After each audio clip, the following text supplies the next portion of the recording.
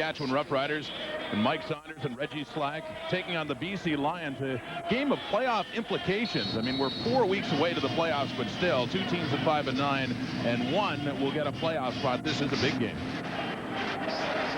And here's what you missed.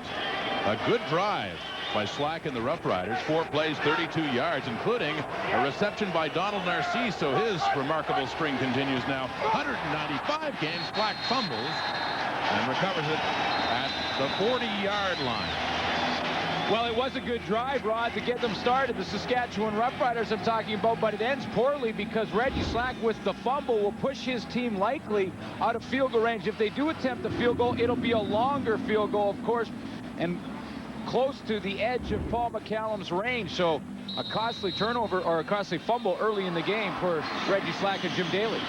That was a loss of 7 yards. It'll be a 47-yard attempt for Paul McCallum. The longest of the season for him was 52 yards. 23 for 32, a little over 70%. This one looks straight, looks long enough, and looks good. 3 points on the board right off the bat for the Saskatchewan Roughriders and Paul McCallum. Well, McCallum responds because he watched 10 yards disappear on that field goal attempt, but comes out and nails one anyway. Head coach for Saskatchewan Roughriders in his 3rd year, Jim Daly. There'd been talk of a lot of pressure on him with a struggling team, but Saskatchewan has won 2 straight. And now they're rekindling memories perhaps of last year when the Green and White went on a run and got all the way to the Grey Cup. Well, Greg Mons, obviously an important game for his BC Lions. He's won 2 in a row now as the new head coach here in BC, and has emphasized this week that this one can really give their team a stranglehold on that last playoff spot in the West. From the BC 35, first down Lions, right up the middle is Juan Johnson. And what a great player he's been. A gain of 10 and a first down for BC. Starting lineups brought to you by Midas. Car care the way it should be. And offensively, the backs and receivers for the Lions, of course, Damon Allen and Juan Johnson, threats to rush. And, of course, Alfred Jackson, his 5th game back with BC. A dangerous, deeper threat up front. Veteran offensive line anchored in the middle by Scott Hendrickson. And Corey Mantica back after being injured. He's in at right tackle. That was a first down for BC.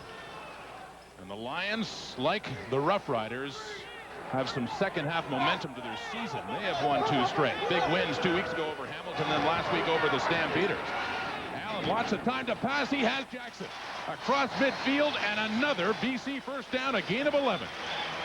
For the Saskatchewan Roughriders defensively up front, they are led by Andrew Stewart. He is a leader playing in his 3rd game after coming back off the injury list. Dwayne Patterson leads the way with 7 sacks up front. In the secondary, they're going to be tested on the corners. Eric Sutton and Todd McMillan will have to deal with Alfred Jackson all game, and Mario Smith has become an impact player for the Riders at the safety position. You already see the value of getting Jackson back in there, a deep threat they really haven't had all season until his return. They run on first down and don't get much. It's a short gain of about a yard on the play, if any gain at all. Juan Johnson, the ball carrier.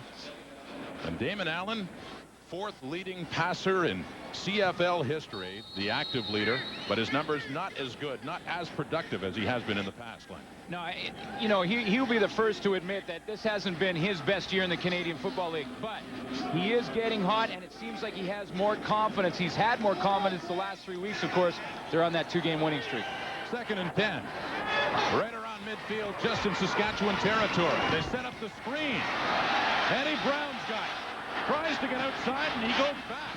But still on his feet, he won't gain much. Out of bounds for maybe a gain of a yard. Well, it's a pretty nice job by the secondary to rally because Eddie Brown had lots of room to run. Nice little screen pass, wide receiver screen into the middle. Now, Eddie Brown has lots of room here to the outside, but the secondary and Tyrell Ulmer comes up and strings it out. In other words, makes Eddie Brown run out of room to the sideline. Great secondary support from Saskatchewan, saves a first down right there. He ran an awful lot, but picks up only 1 yard, so it's Louis Pasaglia to the chance of the Lion faithful. The longest tenure in CFL history. Started back in 1976 and is having a good year kicking and a good punt here.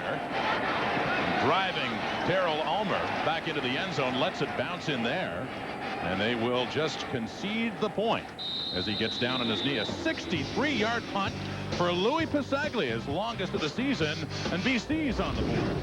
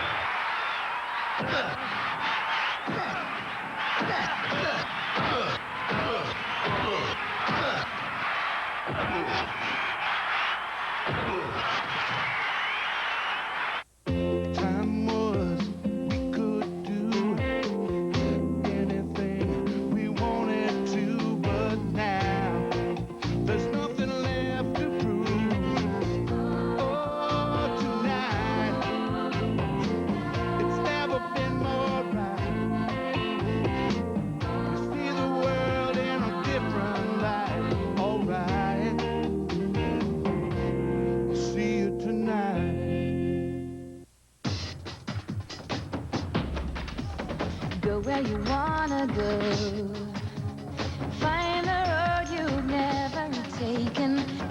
Hey folks, have a look at these Goodyear Eagle Ultra Grips, the new generation of advanced ice radials from Goodyear. Eagle Ultra Grips, get them. Singers, Serious freedom. Goodyear, Goodyear. who knows snow? Goodyear. Those singers must know. Welcome back to Adidas Friday Night Football from BC Place. Saskatchewan leading, about to start their second drive. And the starting quarterbacks brought to you by the Air Miles reward program. Some of the best rewards are close to home.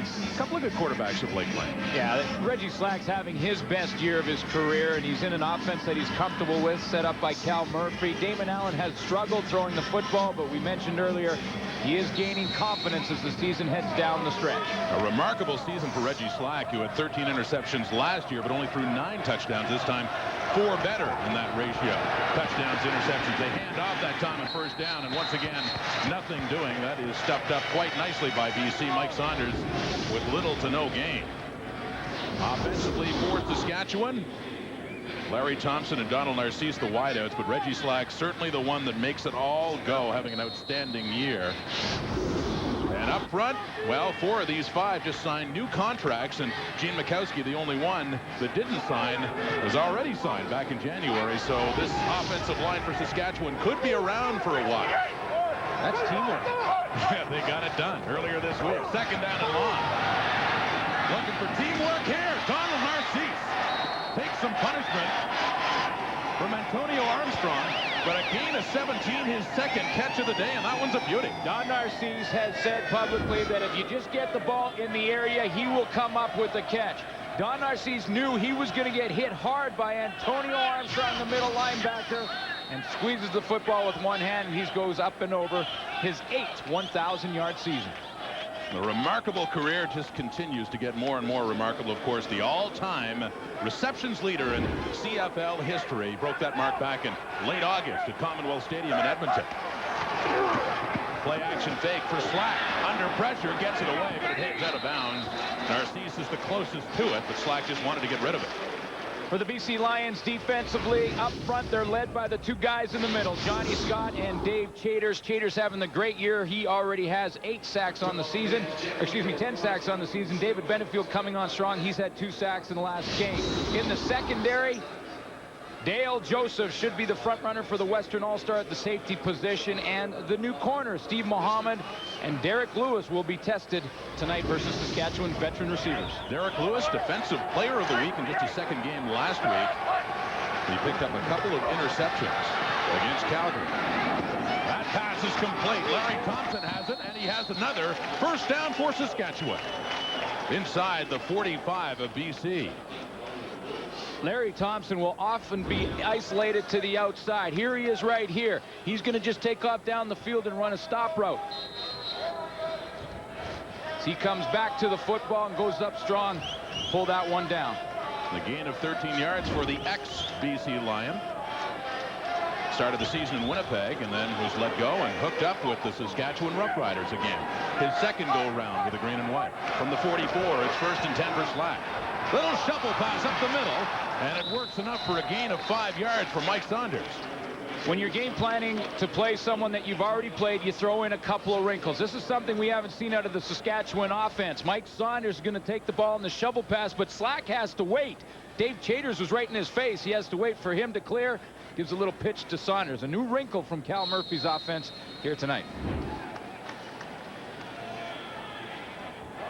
An offense that has been consistent in moving the football. They have had trouble at times this year finding pay dirt, getting the points to show for it. But as mentioned before, statistically especially, it's been a great year for Slack. And back to throw again. Steps up and tries to run away, but they've got him wrapped up.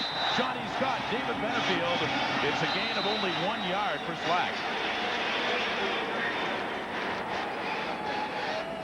Well, Slack wanted to get rid of that ball in a hurry. It was just a 3-step drop to a 5-step, which means the receivers really can only be about 10 yards down the field by that time. But the strength of that defensive line for the BC Lions comes through again. Johnny Scott with the sack. Boy, they've been tough in the middle with Chaters and Scott. Paul McCallum hit one before from 47 yards. This one will be a 46-yard attempt with Steve Sarkisian, the backup quarterback, holding for him. As mentioned, his longest in the year, 51, and perfect conditions. And this time he pushes it off to the left. Just misses as Rod Harris dances around to the end zone and will ultimately concede the point. So instead of 3 more, just 1 more for Saskatchewan, reestablishing a 3-point lead at 4-1 early at BC Place. Play Safeway's $1 million touchdown to win for your chance to win $1 million. If your name appears, it means you could win $1 million if 2 kickoffs are returned for touchdowns in today's game. Now there's a million more reasons to shop at Safeway, today's better way. This is one of the most amazing things in the world.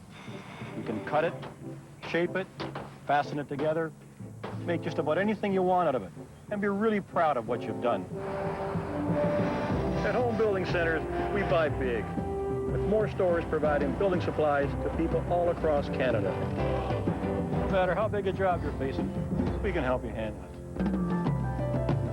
Home Building Centers, we've got your lumber. The Fall Wood Pro Sale from Steel.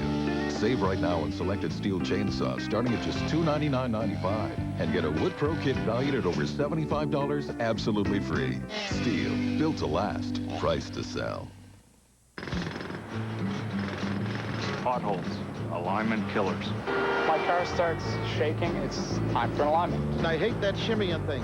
For $44.95, you can get a honkin' boutonniere or a Midas alignment special. You get a computerized wheel alignment. Rotate and balance all 4 tires. And a free written brake inspection. A bad alignment can really chew up your tires. This is merely a dramatization. The mind, the body, and the car should all be aligned as one. $44.95 for an alignment? That's a special occasion. Adidas Friday Night Football on TSN is brought to you by Adidas, the official sponsor of the CFL. And by the Keg Steakhouse and Bar. For great steaks and good friends, see you tonight. Jim Jaley sees the Saskatchewan Roughriders add another point to the total, but a 4-1 game early on here at BC Place between 2 5-9 teams desperately needing to beat each other to have a shot at 3rd place at least, maybe even 2nd. Who's to say? Quick pass there from Damon Allen to Alfred Jackson. He has another catch shy of the first down with a flag in the play. For the BC Lions to win this football game, Rod, I think they're going to have to do 3 things. Stop the option from Reggie Slack. 118 yards in the last 2 games. He has run it to perfection. Allen has to run the ball effectively. He is at his best when he's in a groove running the football. And we talked about capitalizing in the red zone. When they have a chance to come up with majors, they have to capitalize. 5 field goals last week versus Calgary, and they lead the league in field goals. It's an offside call against Saskatchewan, so it'll be 1st and 5 for BC. In fact, the Lions leading the entire CFL in field goals with 36. High praise for Louis Fasaglia, but yeah, you're right. They've got to find the end zone a little more often. Here's Juan Johnson. He's been finding some room up the middle in his brief career in the CFL, filling in for Robert Drummond. He's done a great job. Boy, is he ever. In the last 2 games, Juan Johnson has rushed for 231 yards. He's averaging 5.6 yards per carry.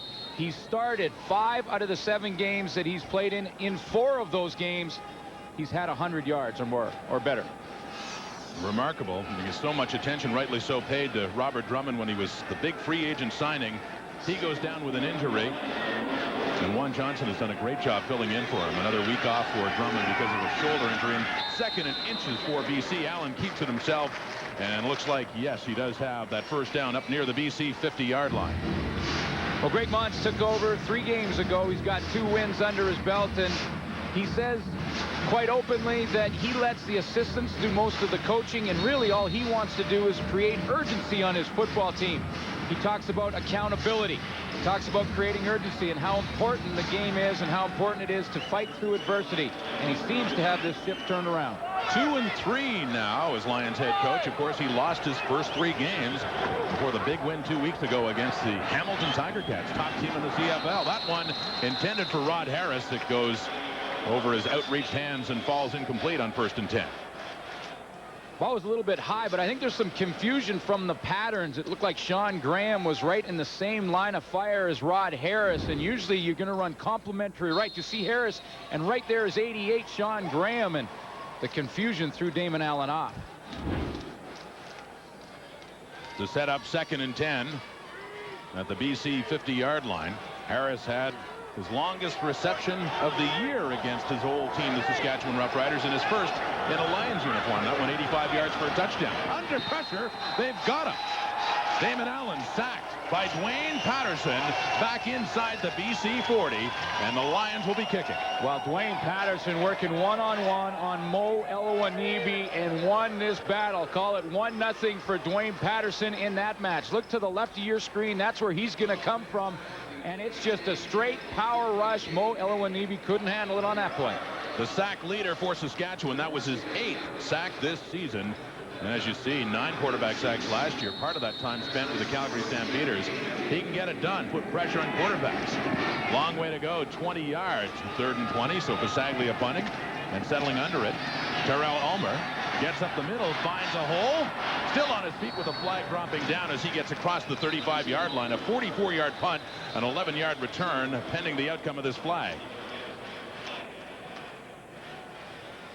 So Reggie Slack talking it over with his offensive coordinator, Cal Murphy. They've moved the ball on the first 2 drives with a field goal and a missed field goal to show for it. Illegal block. Saskatchewan number 13. It's first down. Eric Sutton called in the illegal block, so that'll drive the Riders back to start their drive at their 22-yard line.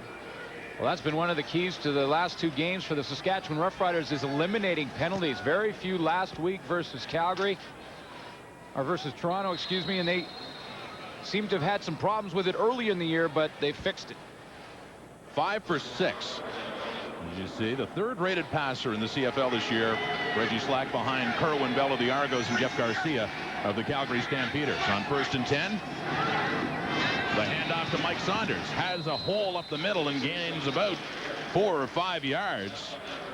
Cal Murphy is going to test the new linebacking core for the BC Lions, no question about it. In that core, they've had 9 different players line up, and right now we've talked about they're going with Antonio Armstrong at the middle linebacker, so you know Cal Murphy is going to test them with the running game up the middle. Raphael Robinson, one of the other linebackers up front. He'll be joined by Antonio Armstrong and, of course, Picasso Nelson. It's an athletic group, a little smaller. And they've made the changes. You see if they can get more size in there. Slack under pressure. Johnny Scott has him. That BC front is working hard in this one. 2nd time they put the big pressure on it. Well, we might as well just get settled in and look forward to a great trench war from both teams. Both defensive lines are fired up for this one. Johnny Scott has been camped out in this first quarter in the Saskatchewan Roughrider backfield, and he jams Gene Makowski all the way back to Reggie Slack on that play. Herman Smith was there to help him finish it off, but that is sack number 10 of the year for Johnny Scott, tying him for the club lead with Dave Chaters, the guy that gets down in the stance right beside him. Big pressure up the middle there for BC. So Paul McCallum bunts. Nice driving kick. Rod Harris, the one-man back, and takes it at his 40. Harris goes left and gets ridden out of bounds by Curtis Gallick close to midfield.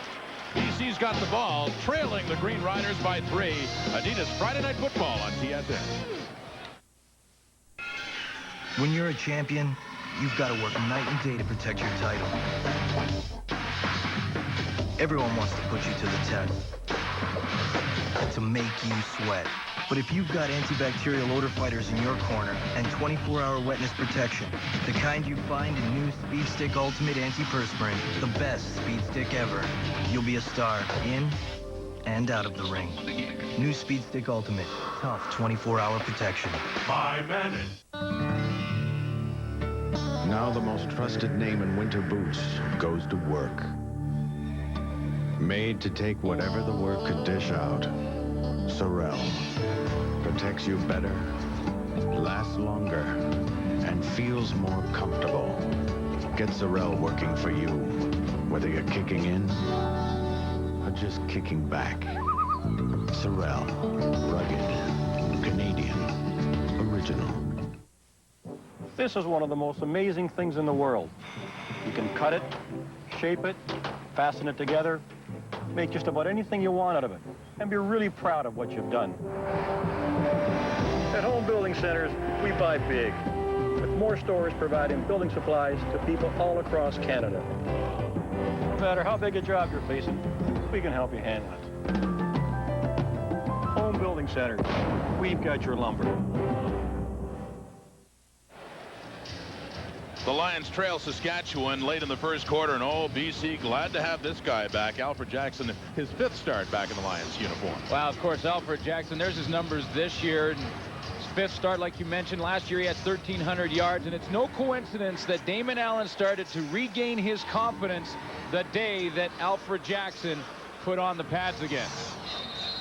Damon Allen knows when he gets man-to-man, he knows immediately where he wants to go with the football. And make no mistake, that was a big problem for this anemic Lions offense early in the season. It didn't help that Jimmy the Jet Cunningham was tried to feature, but he got hurt early on. Here's Juan Johnson.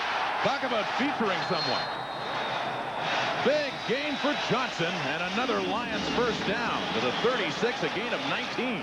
Juan Johnson is a great story. He's a resilient player. Here's a guy who came into training camp with the BC Lions, penciled in as the number 2 tailback behind Jamal Willis. And then he had a bomb dropped on him when Robert Drummond was signed a couple of days later. He kept with it. He kept working. He's got his chance, and he's really making hay. Last week, 22 carries for 108 yards. That big carry gives BC a big first down. Allen, here he goes, taking off. Great move to get outside. Damon Allen down to the 20 and slides down to the 17. And that's why a lot of people think he should be running the football more. Gain of 19 yards. A tremendous run. What Damon Allen wanted to do initially was go to Alfred Jackson on the out and up down the sideline. He can't do it, but he has a chance to run because of a tremendous block by Juan Johnson right there on Dwayne Patterson. That gives Damon Allen a second chance on the play. He takes off and takes advantage of it. And the ball spotted at the 18-yard line, Saskatchewan. The Lions on the move. And Allen excites this crowd, one of the bigger crowds to come into BC Place. And that'll happen when a team starts to win. They've 1-2 straight, looking to make it 3. Johnson on the carry.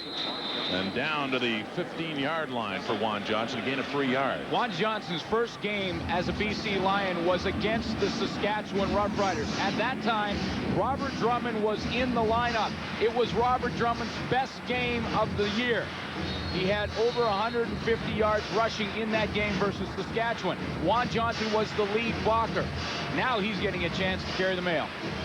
It sounds inviting to consider a 2-back offense when Drummond comes back, but can you feed these guys both the ball enough times? Well, you know what? They're starting to buy into the team concept, and I don't think that'll be a problem in BC. Out of the shotgun on 2nd down and 8. Allen looks to the end zone, and it's knocked away. Tyrell Ulmer defensively with a nice play to knock it away from Sean Graham. Well, timing is everything when you're a defensive back, and Tyrell Ulmer times his jump perfectly. You see the end of this play. He's right on the backside of Sean Graham and just times that jump perfectly, knocks the ball away. So some big D for Saskatchewan to force a field goal situation for BC. Louis Pasaglia, a relative chip shot from 23 yards away. And having a good year. 5 for 5 last week. The snap is bobbled by Kahari Jones, but doesn't matter. He gets it down in time, and Pasaglia gets it through. And we have a tie game at the end of quarter number 1. It is BC 4, Saskatchewan 4, and Adidas Friday Night Football. Now back to CFL control. You're watching Adidas Friday Night Football, and we're at the quarter. Hey everybody, welcome back to CFL Football Control, the law firm of Duffy, Schultz, and Tillman with you. A couple of weeks ago we looked at this game and said Saskatchewan, BC, but tell you what, it's got serious playoff implications, and these are the 2 hottest teams in the league. How have they turned it around? Chris, let's start with Saskatchewan. Well, I think with Saskatchewan, the #1 issue is they are healthier now than at any other point in the season. And number 2 is they're playing their best football on the defensive side of football, specifically the defensive line and the secondary. They're playing good. But on the other hand, Eric, BC Lions, they've improved as well. Well, Chris, there has been a big turnaround in BC. The problem early was certainly not talent. I think it was just a lack of effort. But things have changed over the last few weeks. This team is now playing hard. They've gotten healthy. And as I said, they're loaded with good football players. To be honest, I wouldn't be surprised to see the BC Lions make a run at the Grey Cup down the stretch if they can stay hot. Ooh, bold prediction. The Kicker's doing it all so far. 4-all after 1 quarter play. We'll get you back to the game in just a moment. Potholes. Alignment killers. My car starts shaking. It's time for an alignment. And I hate that shimmying thing. For $44.95, you can get a honkin' boutonniere or a Midas alignment special. You get a computerized wheel alignment. Rotate and balance all 4 tires. And a free written brake inspection. A bad alignment can really chew up your tires. This is merely a dramatization. The mind, the body, and the car should all be aligned as one. $44.95 for an alignment? That's a special occasion.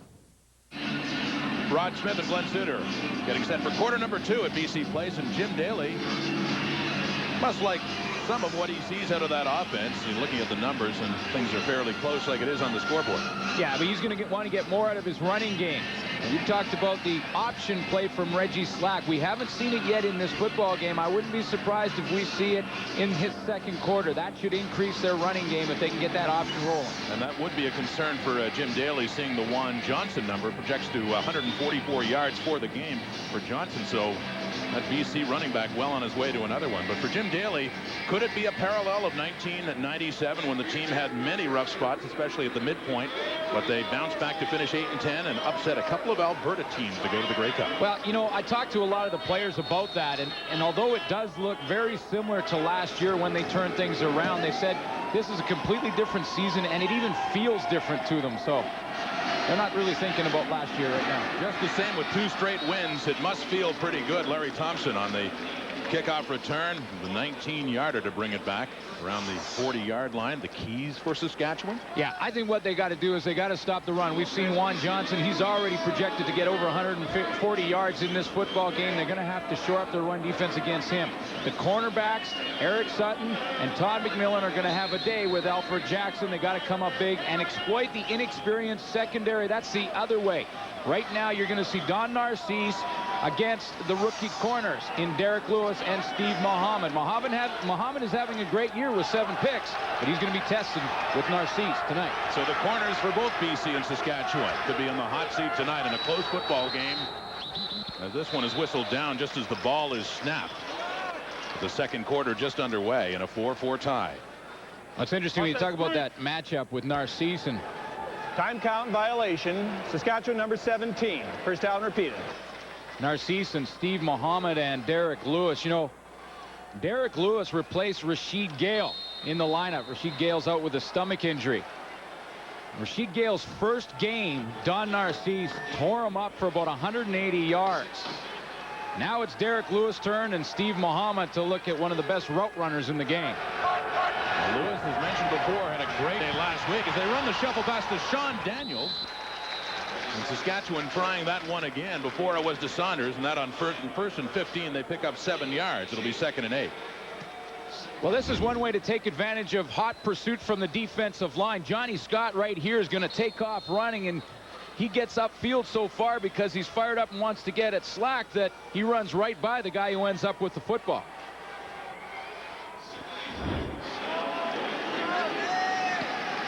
Picking up his 10th sack of the season just in the first quarter. It's now 2nd and 8.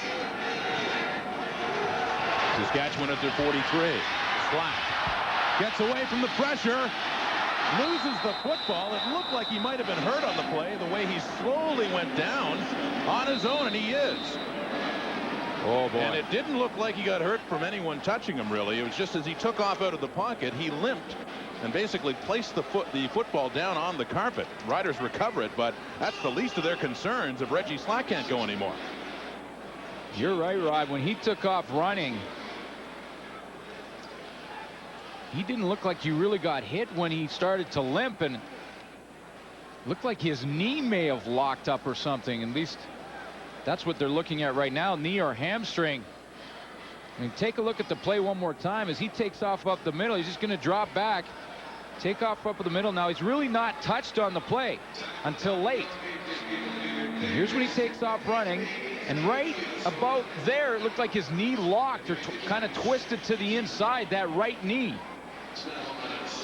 One more angle of it, but he wasn't hit until the end by Herman Smith, but right about there, that knee locked to the inside, and he went right down hard and then ended up landing on the same knee.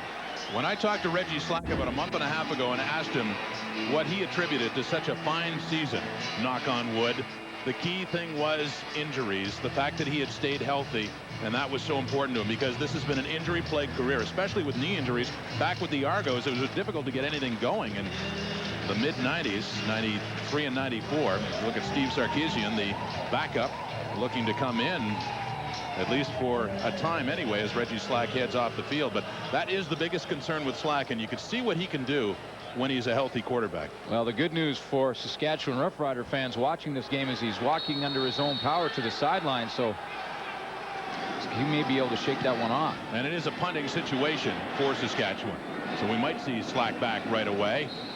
Remains to be seen. That one rolling out of bounds around the 30, a punt of 36 yards for Paul McCallum. And he is encouraging many, I'm sure, by the fact that he is standing, he is walking around. Well, the thing is, Roddy, I mean, even if he returns to the football game, if he's a little bit nicked in the knee or any kind of leg injury, it affects his game. Reggie Slack is a running quarterback. He loves to run that option. We've talked about that. He takes off running, and that's when he's most effective. If he's nicked and can't do that, that will change his style. So Damon Allen, the Lions will go to work from the 30-yard line. And a 4-4 tie here in the second quarter. Flags down again. Looks like another time count, although it's Paul Spicer. Well, Paul Spicer better be careful. He's going to get a flag for that. Wrapping Allen up and, yeah, throwing him around a bit. Illegal procedure.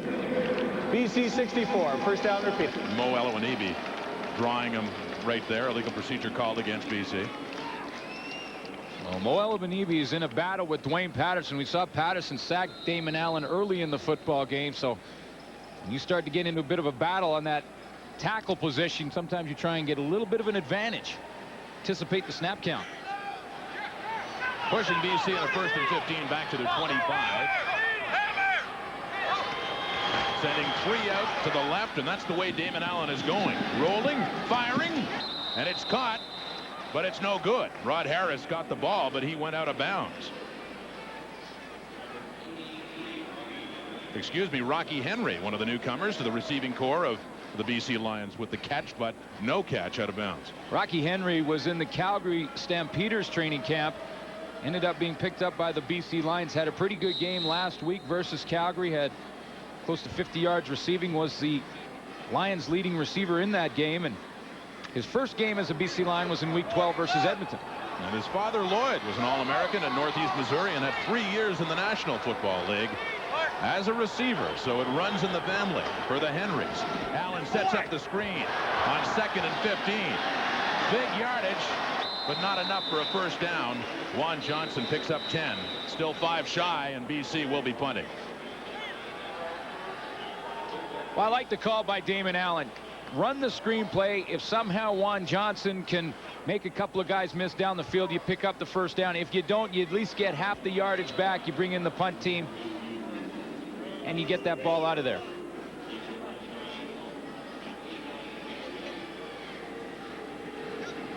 So Louis Pasaglia averaging almost 44 yards a punt heading into this game. Under pressure.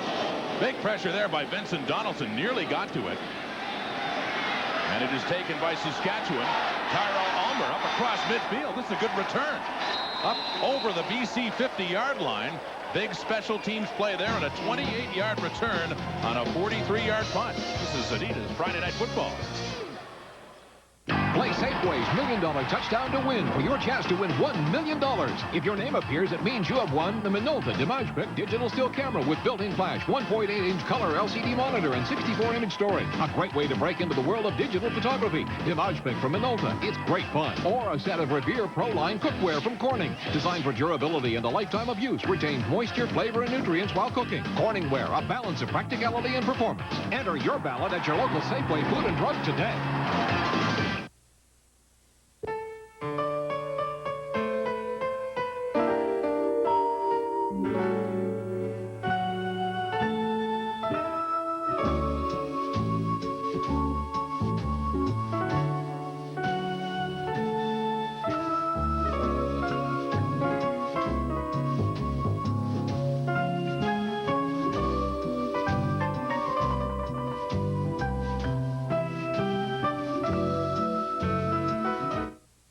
Now the Tex-Mex McWraps are at McDonald's. People are extremely inspired.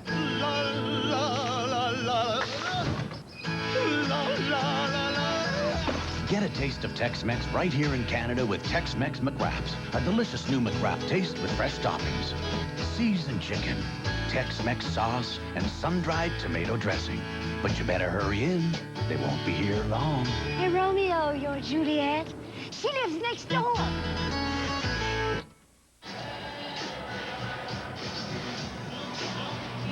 Welcome back to BC Place. Rod Smith and Glenn Suter. And concerns for the Saskatchewan Roughriders, the condition of Reggie Slack. I mean, in a game like this of playoff significance, two teams at 5-9, they really do need him.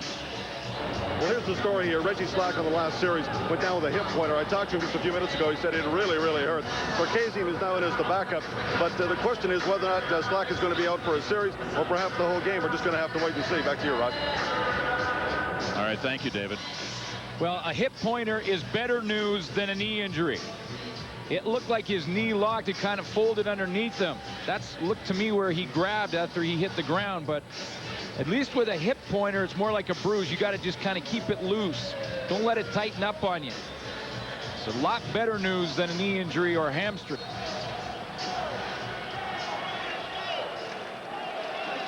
So it is Steve Sarkisian in leading the Saskatchewan offense. Product of Brigham Young University. In good field position to start. From the 50 of BC, completes his first pass. Sarkisian got in Edmonton back in August the 27th. That one game, 10 for 14. That was after Heath Rylance got the start and had an abysmal time through a couple of interceptions, and the Eskimos built up a 28-0 lead. So it is the second time this season that Slack has been injured, and injured then to miss one start. Rider management look at Steve Sarkisian as the future at the quarterback position. And once again, the flags come down. There is early movement. The guy's very, very smart. He studies the game. Illegal procedure. Saskatchewan 52. Now, is that something you're going to get with a new quarterback coming in, I assume, communication with the lineman? Yeah, well, just his voice inflections are different than Reggie Slack's, and that'll draw his own team offside all the time. I mean, they got to get used to it. After a couple series, they'll settle in, but he calls the signals completely different than Reggie Slack does. So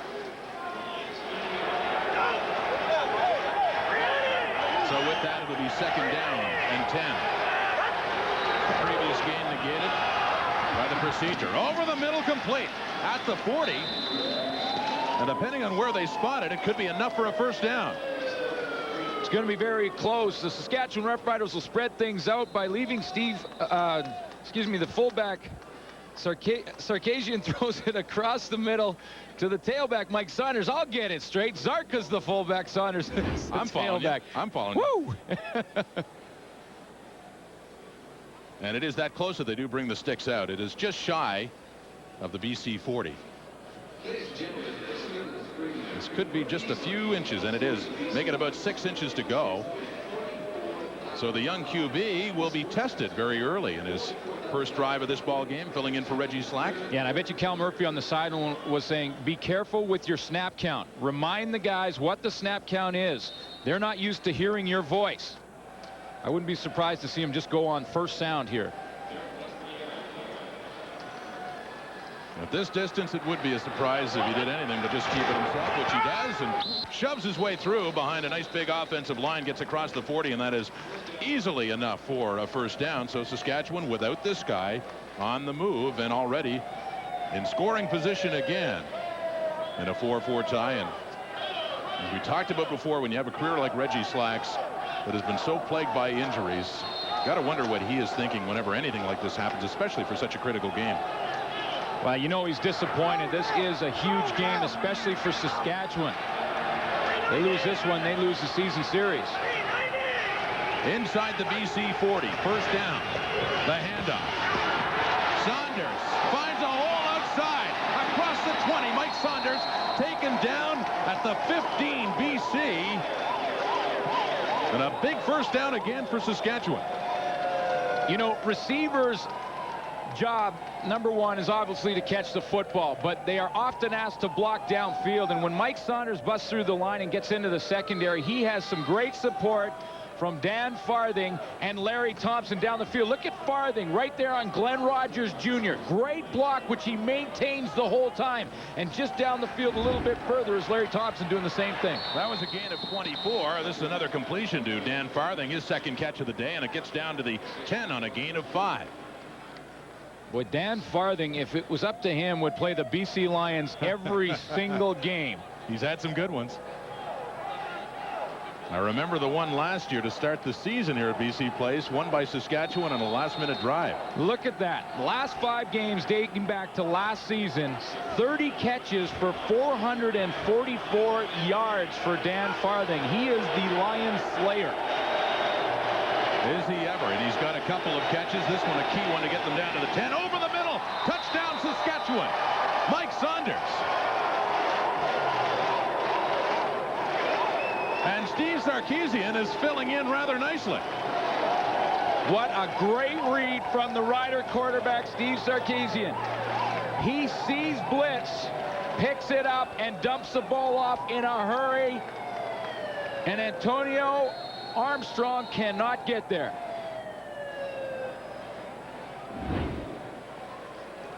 And Saskatchewan does look sharp on that drive. First touchdown of the game here in the second quarter. 8:43 to go, and big play by Saunders as McCallum converts it. And once again, the Green Riders have the lead here at BC Place. Sarkisian, his one drive is a good drive so far. Saskatchewan by 7.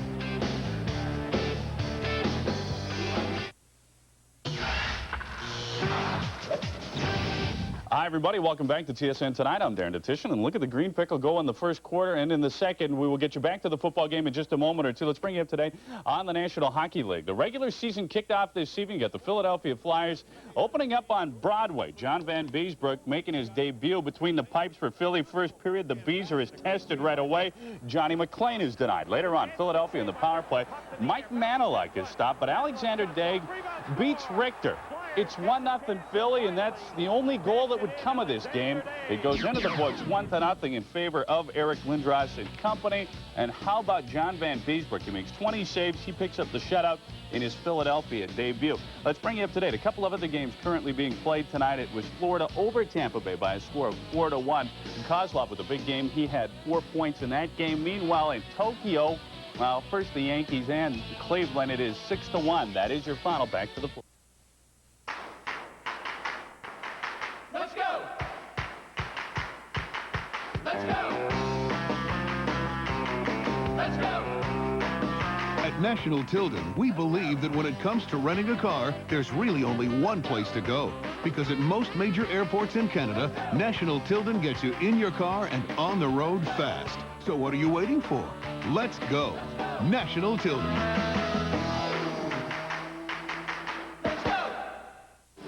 The scoring drive is brought to you by Chrysler Canada. We're not just building cars and trucks. We're building Canada. 7 plays, 50 yards in the final 10. Mike Saunders with the catch. Yeah, an honorable mention on the key play to Dan Farthing and Larry Thompson, who had those great blocks downfield. So Saunders had, the big run at 24 yards and then the catch to finish it off. And he is their all-purpose guy. Dangerous as a receiver and as a running back, and a great addition when he came back around this time to Saskatchewan when the Toronto Argonauts could not find a use for him, and they're a very powerful team offensively in 1997. He had injury problems last year, picked up a personal trainer in Regina this year, and has really come back in great shape. Paul McCallum with the kickoff, and Rod Harris with the football across his 30. Picks up some speed over the 40. Tries to get outside. He's still on his feet. Rod Harris up near midfield. He's taken down at the BC 54. A 32-yard return. Let's go back to that touchdown, Rod, because Mike Saunders and this offense for Regina are going to attack the middle, the linebacking core. Here's Saunders here coming right in the seam. Now, Antonio Armstrong has to get to the outside and get underneath Saunders. A great read by Sarkisian. He sees it. Antonio Armstrong doesn't get there in time. It's easy touchdown for Mike Saunders. We talked about them attacking the Lions linebacking core because they're new. This is Antonio Armstrong's first game. Well, so far, mission accomplished. And I think Sarkisian knows that. With a touchdown lead for Saskatchewan, Damon Allen to go to work. There's a helmet rolling around in the field that belongs to Jamie Terrace. This catch is made. And it's Rocky Henry with the ball, and a big first down for BC on their first play of the drive. Gain of 21 yards. Well, there's a battle in those trenches going on in this football game on both sides of the ball. Mo Elowanibi to the right of your screen is battling out there with Nelson Van Weiser. Was it Paul Spicer, I think, and he gets his helmet thrown to the ground, and Damon Allen gets outside and throws a strike. This is a tough business. Keep that chin strap down, especially in those trenches. Play action fake. He rolls out. He completes it. Another completion for Damon Allen. This one to Rod Harris.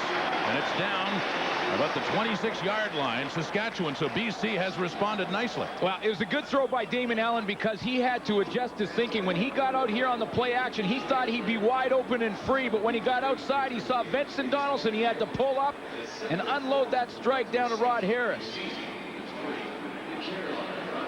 A pickup of 8 yards for BC, so the momentum is shifting back. This is the best drive for the Lions all game. Down 11-4, but responding after the Saunders touchdown. And they hand off to Juan Johnson. He's got some big yards. Dan Rasevich takes him down, but not until he gets inside the Saskatchewan 15. Well, we talked about the battle in the trenches. Give one to the offensive line. The right side of that offensive line in particular, because Juan Johnson is untouched until he's about 10 yards down the field. Dan Rasevich just trying to hang on. A gain of 13 yards for Johnson. Having another good day.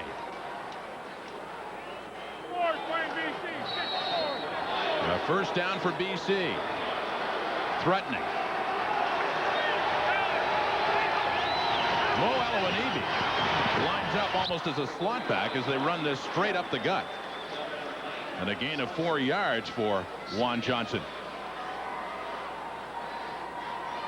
It was a strange formation to see Elowanibi on the right side back from the offensive line, although it was strictly a blocking assignment. It looked, Glenn, for a second like he might be taking off there.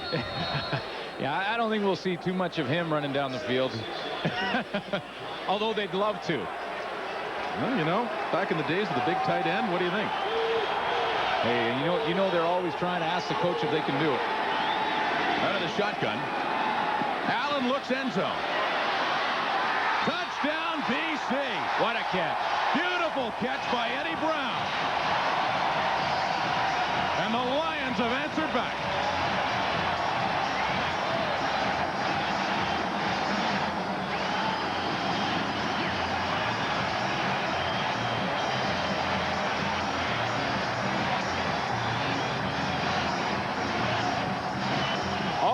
season, Lions fans have been wondering, when will Eddie Brown break loose? When will Alfred Jackson have a big game? When will Robert Drummond return and have a big game like he's had in the past? They're starting to pick it up now. Well, we said this game had a playoff-type atmosphere with the crowd, with the urgency. And yes, BC's got the lumberjack working. He's climbing because they're scoring. And we got a tie football game. Friday Night Football. Adidas Friday Night Football on TSN. Play Safeway's $1 Million Touchdown to Win, and you could win $1 million. Or a Samsung Hi8 stereo camcorder, the Dirt Devil MVP Swivel Glide and Ultra Handbag, a VTech digital cordless phone, Shave with reflex action from Philips, or win a vacation trip for two to the Villas Vallarta Hotel via Air Transat, courtesy of World of Vacations, Canada's #1 tour operator to the sun. Look for McCain Super Fries, Tasty Taters, or battered fries, Pillsbury Pizza Pops. Now there's a million more reasons to shop at Safeway, today's better way. Potholes, alignment killers. My car starts shaking, it's time for an alignment. I hate that shimmying thing. For $44.95, you can get a honkin' boutonniere or a Midas alignment special. You get a computerized wheel alignment, rotate and balance all 4 tires, and a free written brake inspection. A bad alignment can really chew up your tires. This is merely a dramatization. The mind, the body, and the car should all be aligned as one. $44.95 for an alignment? That's a special occasion. You know what else we need in this backyard? A garage. At more than 270 home building centers, we have lots of amazing things. We've got your lumber. We've got your plans. Now this is perfect. We've got everything you need for your building or renovation project. Hey, how about these for the dining room? Home building center, we've got your lumber. What if we needed another bedroom?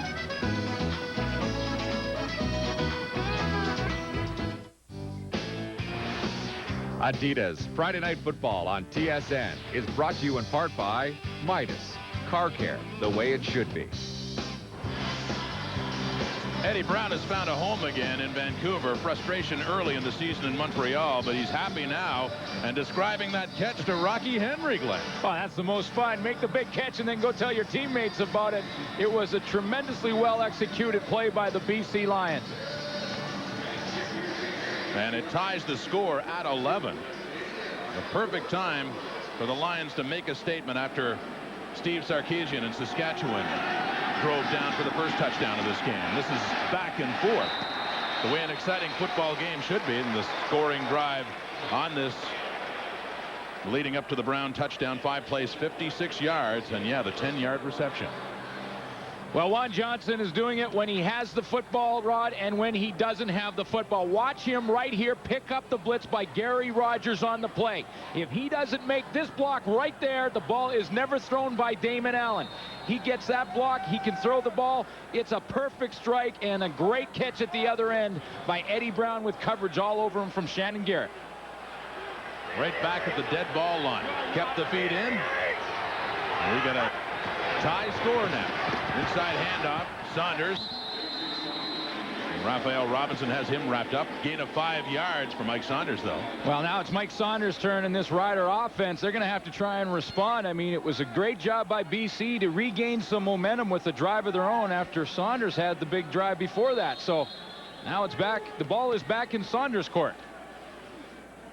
Saskatchewan has more pressure than BC, and I say this because the Lions have already beaten the Roughriders this year. They played 3 times. Tonight, played back in July 24th, and they play again in 2 weeks' time. So if there's a tiebreaker, should BC win tonight, they would win any tiebreak situation. Sarkisian over for Saunders. He had it. He dropped it inside the BC 45. The coverage was tight. Raphael Robinson there. Raphael Robinson does a nice job at the end of the play to turn around and find him. There's Saunders right on the inside. He gets in behind Johnson initially, or excuse me, Robinson. Now it's a chase position. Robinson, watch him turn back to the football right at there. That avoids the pass interference call. Saunders can't come up with the catch.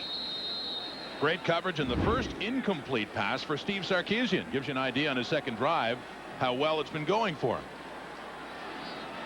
But this second drive is over with. Paul McCallum kicks it away. High and wobbly, and running in is Harris at his 42 and nowhere to go. Out he goes on a 34-yard punt, and no return at all for Rod Harris. So Damon Allen will come back and see if the Lions offense can carry through some of that momentum they established in their last drive, and some pretty good numbers for him too.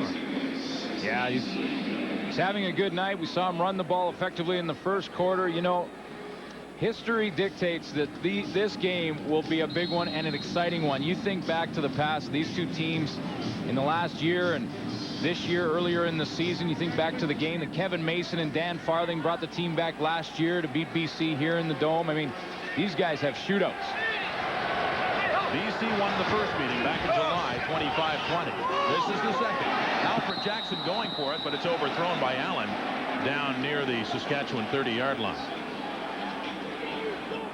Damon Allen, the Lions had been struggling heading into Taylor Field, and this is where they started to turn things around with their first win. Although it's interesting, Damon Allen, sometimes when they win football games, his passing numbers aren't all that great. Well, part of the reason for that, in that game, he had low passing numbers, but they had great rushing numbers. That was Robert Drummond's big game, of course. So when you're running the football, you're not going to have to throw it as much, and Damon Allen would take that as long as he gets the W.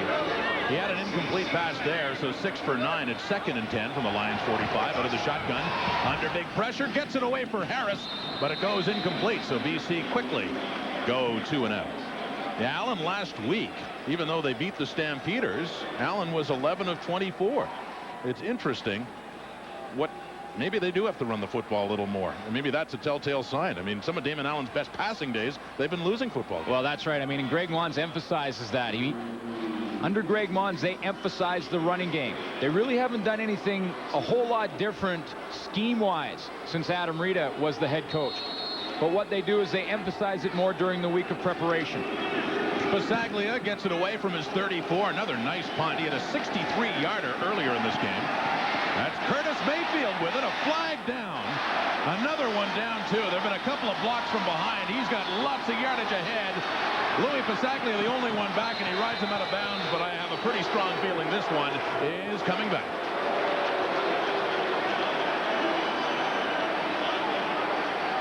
That was another 63-yard punt by Pasaglia. He's had a couple of them. Or pardon me, a 51-yard or 63-yard return. Got a couple of great punts for Pasaglia. Saskatchewan on the run back. It's first down, Saskatchewan. Yeah, I think the block may have been on Todd McMillan. The 3-minute warning goes. 2:46 on the scoreboard clock. Saskatchewan with the ball, but not where they wanted to have the ball. This is Friday Night Football. What a rush! Friends of the Riders Touchdown Lottery 98 has $700,000 in prizes. You could win one of 785 prizes, including the $100,000 grand prize. Plus, there are 10 1998 GM vehicles, 55 vacation and sporting trips, and much, much more. One major prize for every 17 tickets sold. Tickets $100. Draw date October 28th. The rush is on. Order your Friends of the Riders Touchdown Lottery tickets today. Call toll-free 1-800-668-1999. When you're a champion, you've got to work night and day to protect your title. Everyone wants to put you to the test, to make you sweat. But if you've got antibacterial odor fighters in your corner and 24-hour wetness protection, the kind you find in new Speed Stick Ultimate Antiperspirant, the best speed stick ever, you'll be a star in and out of the ring. New Speed Stick Ultimate, tough 24-hour protection. 5 minutes. I'm Neil Lumsden, GM of the Hamilton Tiger Cats. And I'm head coach Ron Lancaster. The CFL has teamed up with the Canadian Liver Foundation to launch the Touchdown for Tomorrow Hepatitis B Corporate Challenge. We are challenging Canadian companies to have their employees inoculated against this serious but preventable disease.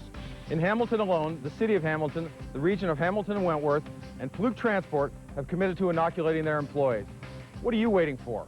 Be offensive. Be radical. Get immunized against hepatitis B.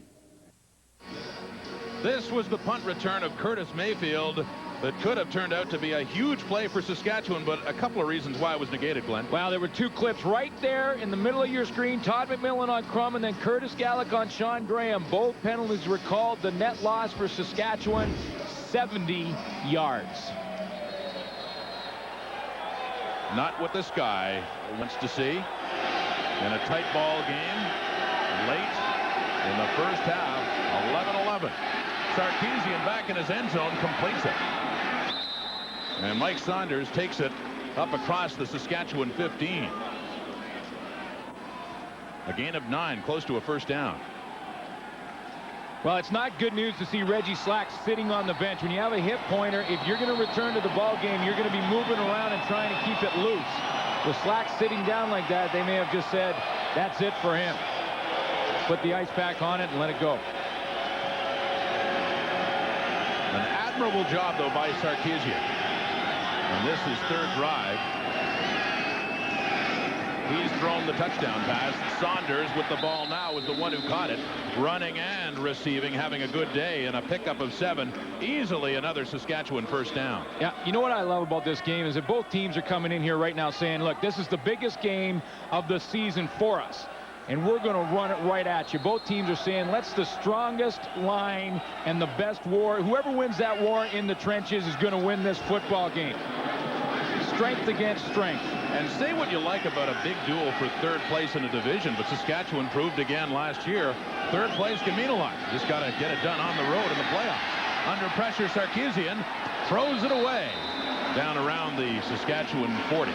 Hey, no question about that, Rod. I mean, third place, it has no idea. As long as you're in the playoffs, that's all that matters. You go in, you got a chance to make a run in the playoffs. Both teams just want to have that opportunity. And I would think the way things have been going lately for the Eskimos and the Stampeders, it's at this point in time even more of a possibility. I mean, Saskatchewan and Edmonton, it appears to me, were stronger last year than they are right now. Well, yeah, and you think Jim Daly and Greg Mons are thinking that they can still catch Edmonton for second place and host a playoff game. That is not out of reach. Something they haven't done since the Glenn Suter days of 1988. Flag in the play. Sarkisian running around. Wide open. Donald Narcisse and out of bounds.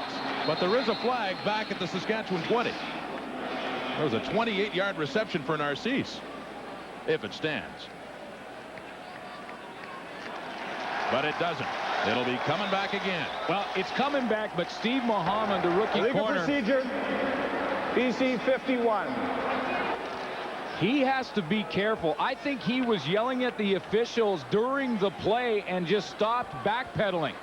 That allowed Don Narcisse to get open behind him. He saw the flag go and figured it was against Saskatchewan. He got lucky this time, but rule of thumb, never stop playing until after the play. The call was BC 51. Of course, it was Saskatchewan 51. The left tackle, John Terry, on illegal procedure, negating another big play. And it'll be 2nd and 15. Sarkisian and the Riders in an 11-11 tie with 1:38 to go until halftime here at BC Place. They run the draw. Saunders got some room close to the first down marker. Another big run by Mike Saunders, a gain of 16. Oh, nice block by John Terry. He gets the penalty against him and responds with a huge block downfield to spring Mike Saunders on the play.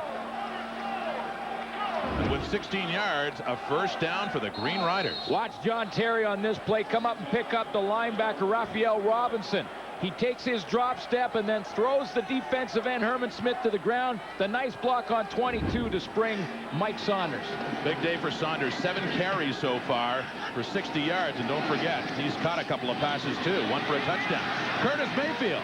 We haven't mentioned that name very much. Normally their go-to big play guy. Well, a gain of 6 yards on that catch.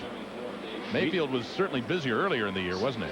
Oh, absolutely. I mean, he had the great first half and has really tailed off in the second half of the season. Saskatchewan Roughriders need to get him back into the flow of this offense. This is what we're talking about. I mean, that is huge. Look at the difference between the first half and the second half. And I talked to Mayfield afterward. Coincidentally, he was injured in between there, and he said he's 100% healthy. They air it out, looking for Larry Thompson. Some pushing and shoving with Steve Mohammed, but no flags down, and it falls incomplete on 2nd down. Well, they're battling all the way down. It's Steve Mohammed on Larry Thompson right down the field. Steve Mohammed in perfect coverage all the way.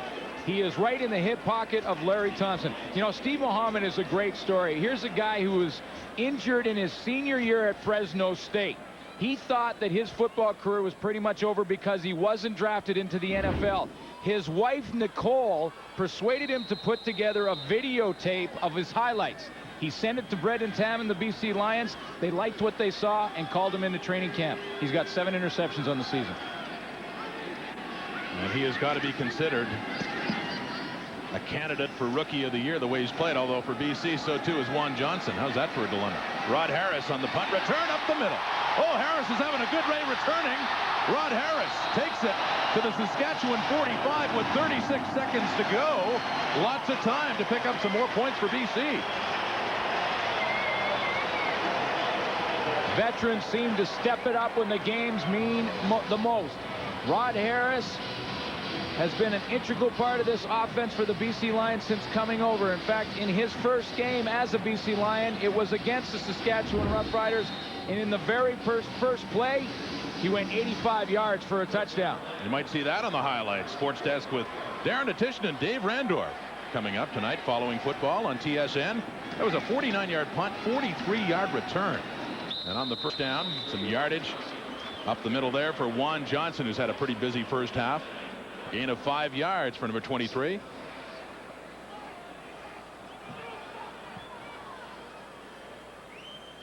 Well, he's made some big plays, not only with the football with it, but without it as well. So Steve Muhammad, good rookie year. Juan Johnson, pretty good rookie year too. Like, who do you vote for BC's nominee?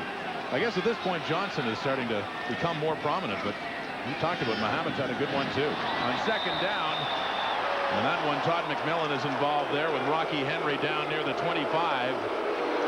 Well, Rocky Henry is not really making a big argument as to pass interference. The fans wanted it.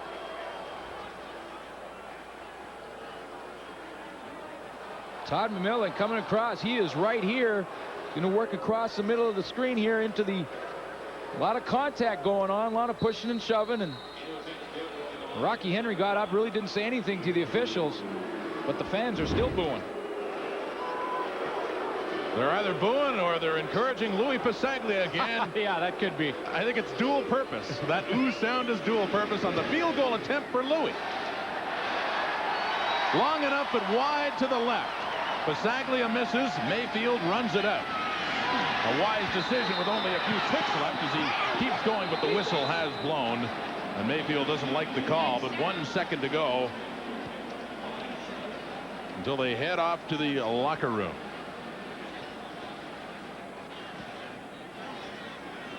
And the halftime. And of course, for us, we go to the Three Amigos, Duthie and Tillman and Schultz, to talk about this game and set things up. Thanksgiving weekend.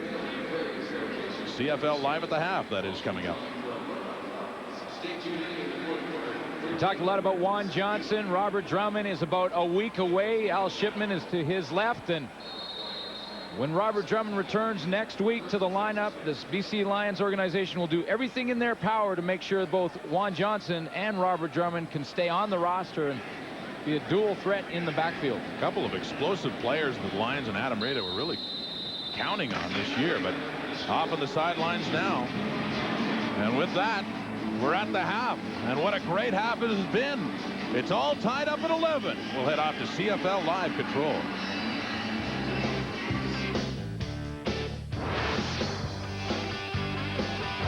Welcome to Live at the Half, brought to you by Health Watch, only at Shoppers Drug Mart.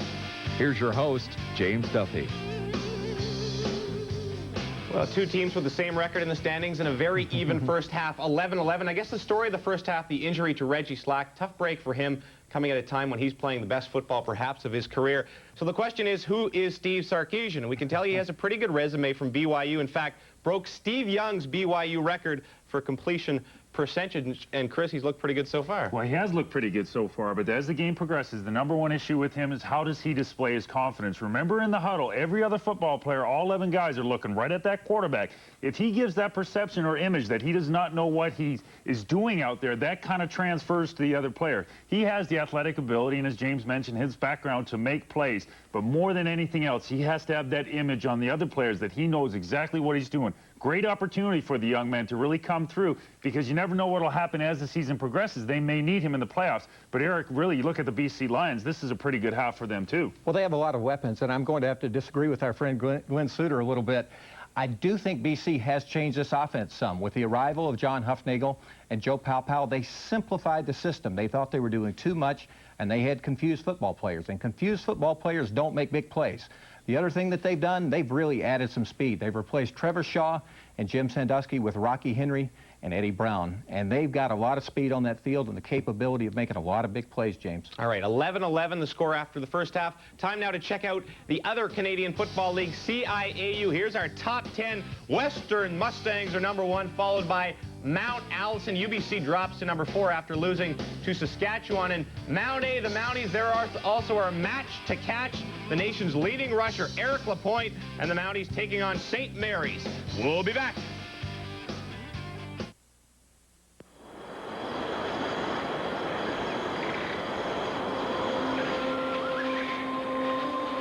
Talk of herbal medicine is beginning to grow. And as it grows, so does the confusion surrounding it, which means it's easy to lose sight of the fact that herbals are medicines that can affect your health, and they should be treated with respect. See the facts more clearly. Ask your Health Watch pharmacist about the benefits of herbal medicine. Now the most trusted name in winter boots goes to work. Made to take whatever the work could dish out. Sorel protects you better, lasts longer, and feels more comfortable. Get Sorel working for you, whether you're kicking in or just kicking back. Sorel, rugged, Canadian, original. So great. It's the Chunky Crusade. Easy, kid. Take it easy. A little souped up. Hey, here's a good guy. Grab the Chunky. Hey, Grates, you hungry? Yeah. You got some Chunky? You tortellini with chicken. How's the Chunky, pal? It's the spot. All right. What a big tortellini. You got that right, buddy. Campbell's new Chunky Tortellini with tender chicken in a thick, savory broth. Next time, stay in the car. This holiday weekend, see why everyone loves Rush Hour. I love the movie. So much action. So much Jackie. Chris Tucker, he was wicked. He's like really, really funny. Which one of y'all kicked me? You're the man. Fantastic. Loved it. Great. It's the movie to see. Rush Hour, now playing in theaters everywhere. Welcome back. Every game in the CFL is on TV this weekend. We've got two. The CBC has the other two. A doubleheader on Monday. Argo still trying to catch Montreal for second in the East. And Gary Hoffman makes his debut as interim head coach of the Winnipeg Blue Bombers as they take on the Eskimos. And, of course, Mr. Hoffman will be there because Jeff Reinbold was fired yesterday after going 6-26 in his year and 3/4 on the Bombers bench. And the question's obviously, and I don't know if this is one you can answer in 30 seconds, Chris, but what went wrong? Well, you know, I really think the #1 issue with Jeff Reinbold was his decisions and the fact that he didn't make the good decisions in terms of personnel, in terms of salary cap, and in terms of his own coaching staff. And when you think about decisions, it's based on your experience, your environment, and also your intuition. But I think of those three aspects, #1 was really his environment. Of all the things that Jeff Reinbold did, the one area that he struggled was hiring good coaches that stuck with him through the entire year. He lost one early, he lost one late. It just didn't seem like he surrounded himself with enough people to really help himself coach a football team. Then he assumed all the responsibility, which meant he did not have attention to detail. In a lot of ways, it's kind of a sad situation because he does have a lot of quality as a football coach, but you can't do everything, James. I mean, it's impossible. There are too many little details that have to be covered in the course of preparing for a game. And, of course, one of his roles was the GM's job, and Eric Tillman has spoken to the Winnipeg Blue Bombers before this all happened. Now, have you been offered a job with the Bombers since? No, I have not. I mean, I think it's well documented that I visited with Don Brick and a couple of members of the Bomber executive a few weeks ago, but there has been no offer at all. Have you spoken with the Bombers since Reinbold's firing? Well, I did talk to Don Brick today, and we had a nice conversation, and I think, to be honest with you, I think I will be talking to them again in the very near future, James. All right, how much is it going to cost to keep you here? Because if it's a matter of a few bucks, me and Schultz are more than willing to chip in and do what we can. Let's start with a pizza right now. Now, we did speak with Jeff Reinbold today, and we wanted to have him on our halftime show. He still has a few things to do. He's politely declined. He's still got a few issues to work out, but we will have him on Sunday during halftime of our Hamilton-Calgary game. Now, time for more inside stuff on the CFL. Here is the Globe and Mail's Marty York. At Large with Marty York. There have been improvements in the CFL this season in terms of attendance and television ratings, but the league's president is by no means satisfied. In fact, Jeff Giles is greatly concerned about the dearth of CFL interest in two significant markets, Toronto and BC, where the Argos and Lions have drawn poor crowds and have actually experienced attendance decreases. Giles is so concerned that he told me the other day the league will step in and donate much of its time and money to the Argos and Lions next season and will assist both clubs with their marketing. Here's what Giles said. We will never be able to declare victory in our league until we can figure out ways to improve the Toronto and Vancouver situations. So for 1999, it will be the mandate of this league office to work with those two teams and turn them around. Hamilton general manager Neil Lumsden was quoted this week as saying the Ticats were racking their brains out in an effort to figure out why a relatively puny crowd turned out to watch the first-place team at Ivor-Wynne Stadium last Sunday. Well, it didn't take long for Jeff Giles to figure out what happened. The Ticats had scheduled their game at exactly the same time as the nearby Buffalo Bills were entertaining one of the NFL's top draws, the San Francisco 49ers. So first thing Monday morning, Giles was on the phone to the NFL schedule maker, extracting a promise that such a scheduling foul-up would never occur again. Well, things got a bit messy in Calgary this week when quarterback Jeff Garcia and linebacker Alondra Johnson suggested that the Stamps have been too complacent and not nasty enough lately. The Stamps were upset by inferior opponents in 2 consecutive games, and insiders suspect they missed flamboyant linebacker Anthony McClanahan, who has a spinal injury and may never play another game. McClanahan wasn't all that well liked because of his hot dogging, but he was both nasty and effective. I'll leave it to Wally Buono to come up with a solution, though. Buono has just signed former Saskatchewan and Montreal linebacker Henry Newby to replace McClanahan, and Newby should fit in well with Calgary. For Adidas Friday Night Football, I'm Marty York. We'll see you next week. Drive into a Travelodge location for free in-room coffee, free lobby newspaper, and a great room at a great rate. Call 1-800-578-7878 now for Travelodge.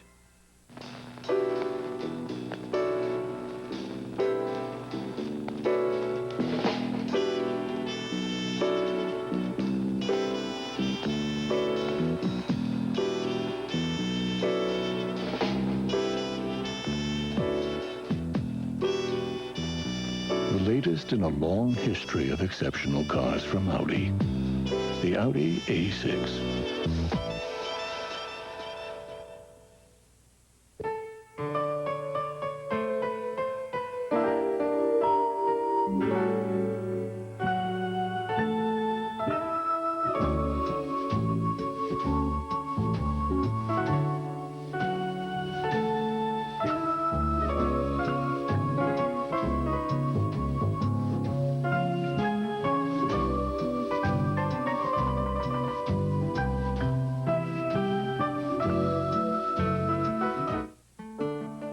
I'm Gordon Cheeseborough, and I'm the president and CEO of Altamira. I'm on a hockey team, on a squash team, on a family team. At the end of the day, virtually everything I do is part of a team, and I guess the biggest team I'm on is the Altamira team. There's so much information. There's so many ideas out there that I would want to know that I had a great team looking at all those ideas. Because when it comes to trusting people with your investments, we want a lot of brain power working for you.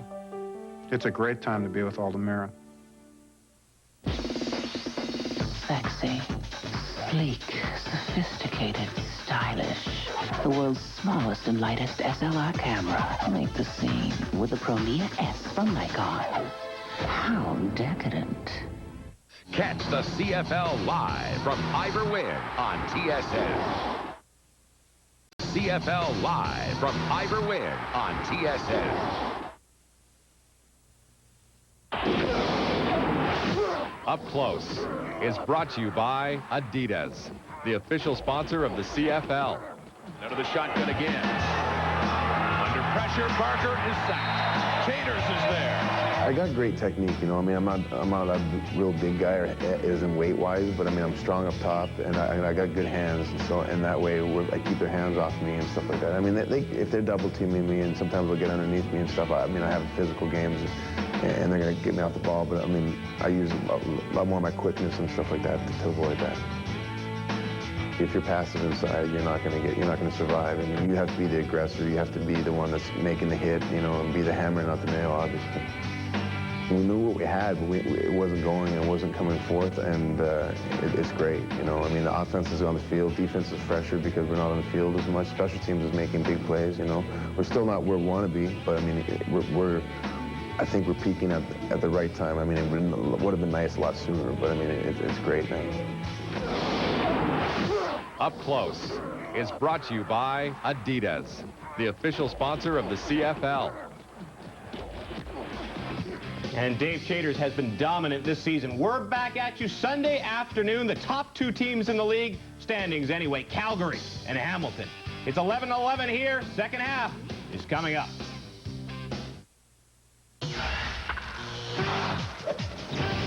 Hi, everybody. Welcome back to TSN Tonight. I'm Darren Detition. It's opening night in the National Hockey League. 3 games on the slate, including the San Jose Sharks and the Calgary Flames in Tokyo. First period, Sharks power play. Joe Murphy gets the puck to Marco Sturm. Sturm's shot hits a leg, goes to Murphy. He stuffs it past Kenny Reggett. 26 seconds later, Jason Weimer will tip Dave Roach's shot from the boards, and we are all tied up at 1. The Flames then take the lead. The puck comes in front. There's a mad scramble. The Sharks can't clear, and Valerie Bure buries it.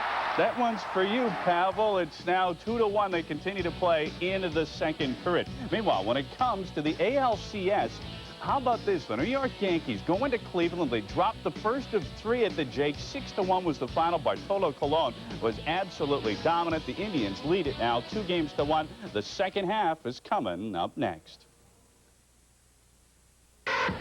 Adidas Friday Night Football from BC Place, and the reason for concern for Saskatchewan, the injury to Reggie Slack in the first half, Glenn. No question about it. He's got that hip pointer, and doesn't look like he will return to the football game. This is the play that he left. It was simple pass play, dropped back into the pocket, stepped up into the fight. He got pulled down later by Herman Smith, but... And we have an update on Slack's condition. Here's David Pratt. David? Thank you very much, Rod. I talked to Slack just as he was leaving at the half, and he said that the hip pointer is just simply too painful. And you're right, he will not be back. So it is Arcasian the rest of the way for the Riders if they're going to pull this one out. Okay, thank you, David. And at this point in time, not necessarily a bad thing. Sarkisian looked great in the first drive, leading to a touchdown by Mike Saunders. He's looked fairly sharp out there. Well, he has looked sharp, but you know that the BC defense will make adjustments, probably send some more pressure at him, and he doesn't provide that one added running ability that Reggie Slack does. Of course, Slack has been the player for Saskatchewan this year, having his best season. And what a shame in such a high-pressure football game that means so much to see him not play at all in the second half and latter part of the first. Here's Rod Harris. He's had some big returns in the first half, and he starts the second the same way up near midfield. Damon Allen coming on. And how is he done? Let's have a look at the air attack for Allen. It's brought to you by Sorel, rugged Canadian original footwear. Well, the reason he's had 9 attempts to the outside, either right or left, is because that's where Alfred Jackson lines up, and you know that he will go after that and try and get the ball to Jackson as many times as he can. One of the better outings for Damon Allen. He's got his team in a game here. They've won 2 straight, looking to make it 3 as he hands off to Juan Johnson. More good yardage for Johnson, still on his feet. First down and more. Across the Saskatchewan 40, down to about the 37. How about that? Juan Johnson just refuses to go down on the play. He keeps the legs pumping all the way through it. Here he goes. He hits the line of scrimmage, and it looks like he's caught right about there. Vincent Donaldson is up in there. He has a crack at him. Gary Rogers has a crack at him, and he just keeps the legs churning. For a gain of 18 yards. And the Lions are in business already. Just to start this second half, it's Johnson again. He can take a pop, takes a few. Kenny Benson in there bringing him down, and he gets across the 30-yard line. Well, a close first half of the scoreboard, and very close. A number of the stats you see. Our first half stats brought to you by Adidas, the official sponsor of the CFL. And Rod Harris has also been a factor for the BC Lions. You mentioned it earlier. Rod Harris, a couple of big returns to set up some nice field position for BC. Second and short for the Lions. A tie game, and starting with momentum here in the second half. Johnson again. Here he goes, down close to the 10. 3 big carries by Juan Johnson, and the Lions are knocking on the door. They are just playing smash mouth football up front in the trenches. These offensive line for the BC Lions is coming off the ball, and they are delivering blows. Watch the hole that Juan Johnson will have when he receives the football. Look at that. It's a 3-yard hole from each side. He had an earlier gain just to start this half of 18. That is 17 yards.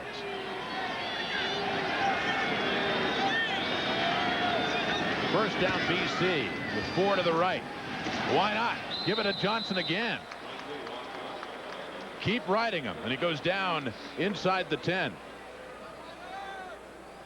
This is the Juan Johnson drive. And right now, when you compare the 2 starting tailbacks, Juan Johnson, who already has 100 yards rushing in this football game, is winning the battle. 106 in the game, 48 on this drive alone.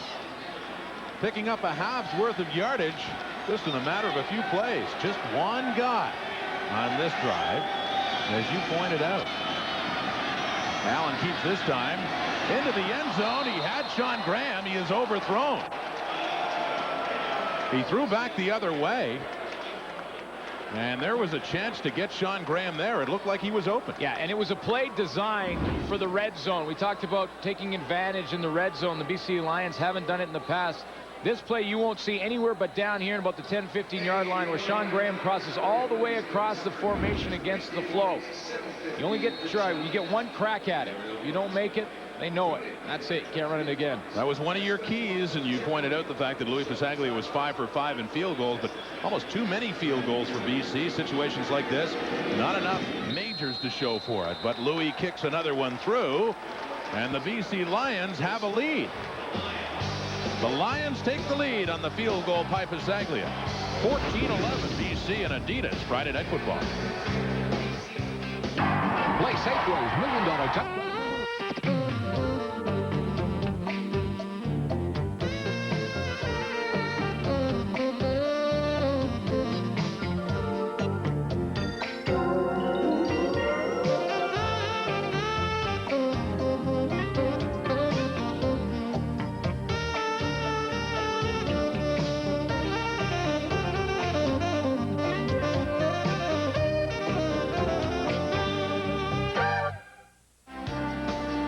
TSN is the place to be for all the Major League postseason action. We have got the NLCS Game 3 from San Diego tomorrow, 3:30 p.m. Eastern, 12:30 p.m. Pacific. The Padres leading Atlanta 2-0. And what's going on with the Yankees? 114 wins, but they lost to Cleveland again tonight, and they'll play again tomorrow night. Trailing the series now, 2-1. Just get in the playoffs. Anything can happen. And Cleveland has played them tough before. They knocked them out in the first round in 5 last year. Curtis Mayfield, the kickoff return after a 14-yard field goal by Pasaglia. Look at Mayfield go. A flag on the play. Right down around where Mayfield comes down at the BC 40. Another big return for Curtis Mayfield. The last time he had one, a 63-yard return was called back. Yeah, that one was called back by 2 penalties. This flag is up by where it would be BC offside, but another great return by Curtis Mayfield. When I was asking about him earlier in the game about not being involved in the offense, he was talking about that's okay as long as I can be involved in the return game. Been involved early in this one. And you were right about the penalty going against BC, a 42-yarder, and yes, Curtis Mayfield can put that one in the book. He's been hit a couple of times. His helmet looks a little crooked there. He's taken some knocks. Both these teams throwing it around tonight in a close game. BC for the first time with the lead by 3. They set up the screen. It's Chris Zarka pulling his way down inside the 30. A first down for Saskatchewan. When the Riders played Calgary 2 weeks ago and beat Calgary in Taylor Field, one of the key plays in the game was this play to Chris Zarka. Little fullback screen to Zarka. He took it about 60 yards in that game, and again, in this one, comes up with big yardage. Cal Murphy throws this in once or twice in the football game. It's usually when Zarka's in there, and both times it's worked well. A gain of 18. And Saskatchewan with a 1st and 10.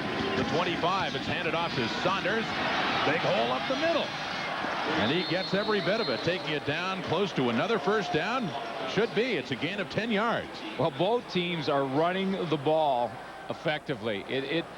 I mean, you get that little screen pass to Zarka, but Mike Saunders has had success. We've talked about Juan Johnson for the Lions. Both teams just attacking that line of scrimmage. Well, they're calling it 2nd and very, very short, because it looked like it was a full 10 yards. That ball very close to the 15-yard line. It is just inches shy. They don't bother with a measurement. Sarkisian standing over center. See if he'll just keep it himself. No, he'll hand off. Saunders wrapped up, but he does get easily a yard or two. Johnny Scott tried to bring him down in time, but it's another 1st down despite a good play by Johnny Scott. Yeah, I mean, Saskatchewan's attacking the line of scrimmage. Johnny Scott simply says, you know what, I've had enough of this. Goes straight up in there, jumps over any block attempt, and is right in the backfield. But Saskatchewan just needed inches, and they got 2 yards on that play. 1st down. 10 to go from the BC 13. The Riders trailing for the first time in this game after Pasaglia's field goal. 14-11. They fake the handoff to Saunders. Sarkisian completes the pass to Sean Daniels. Short gain close to the BC 10. A gain of 3.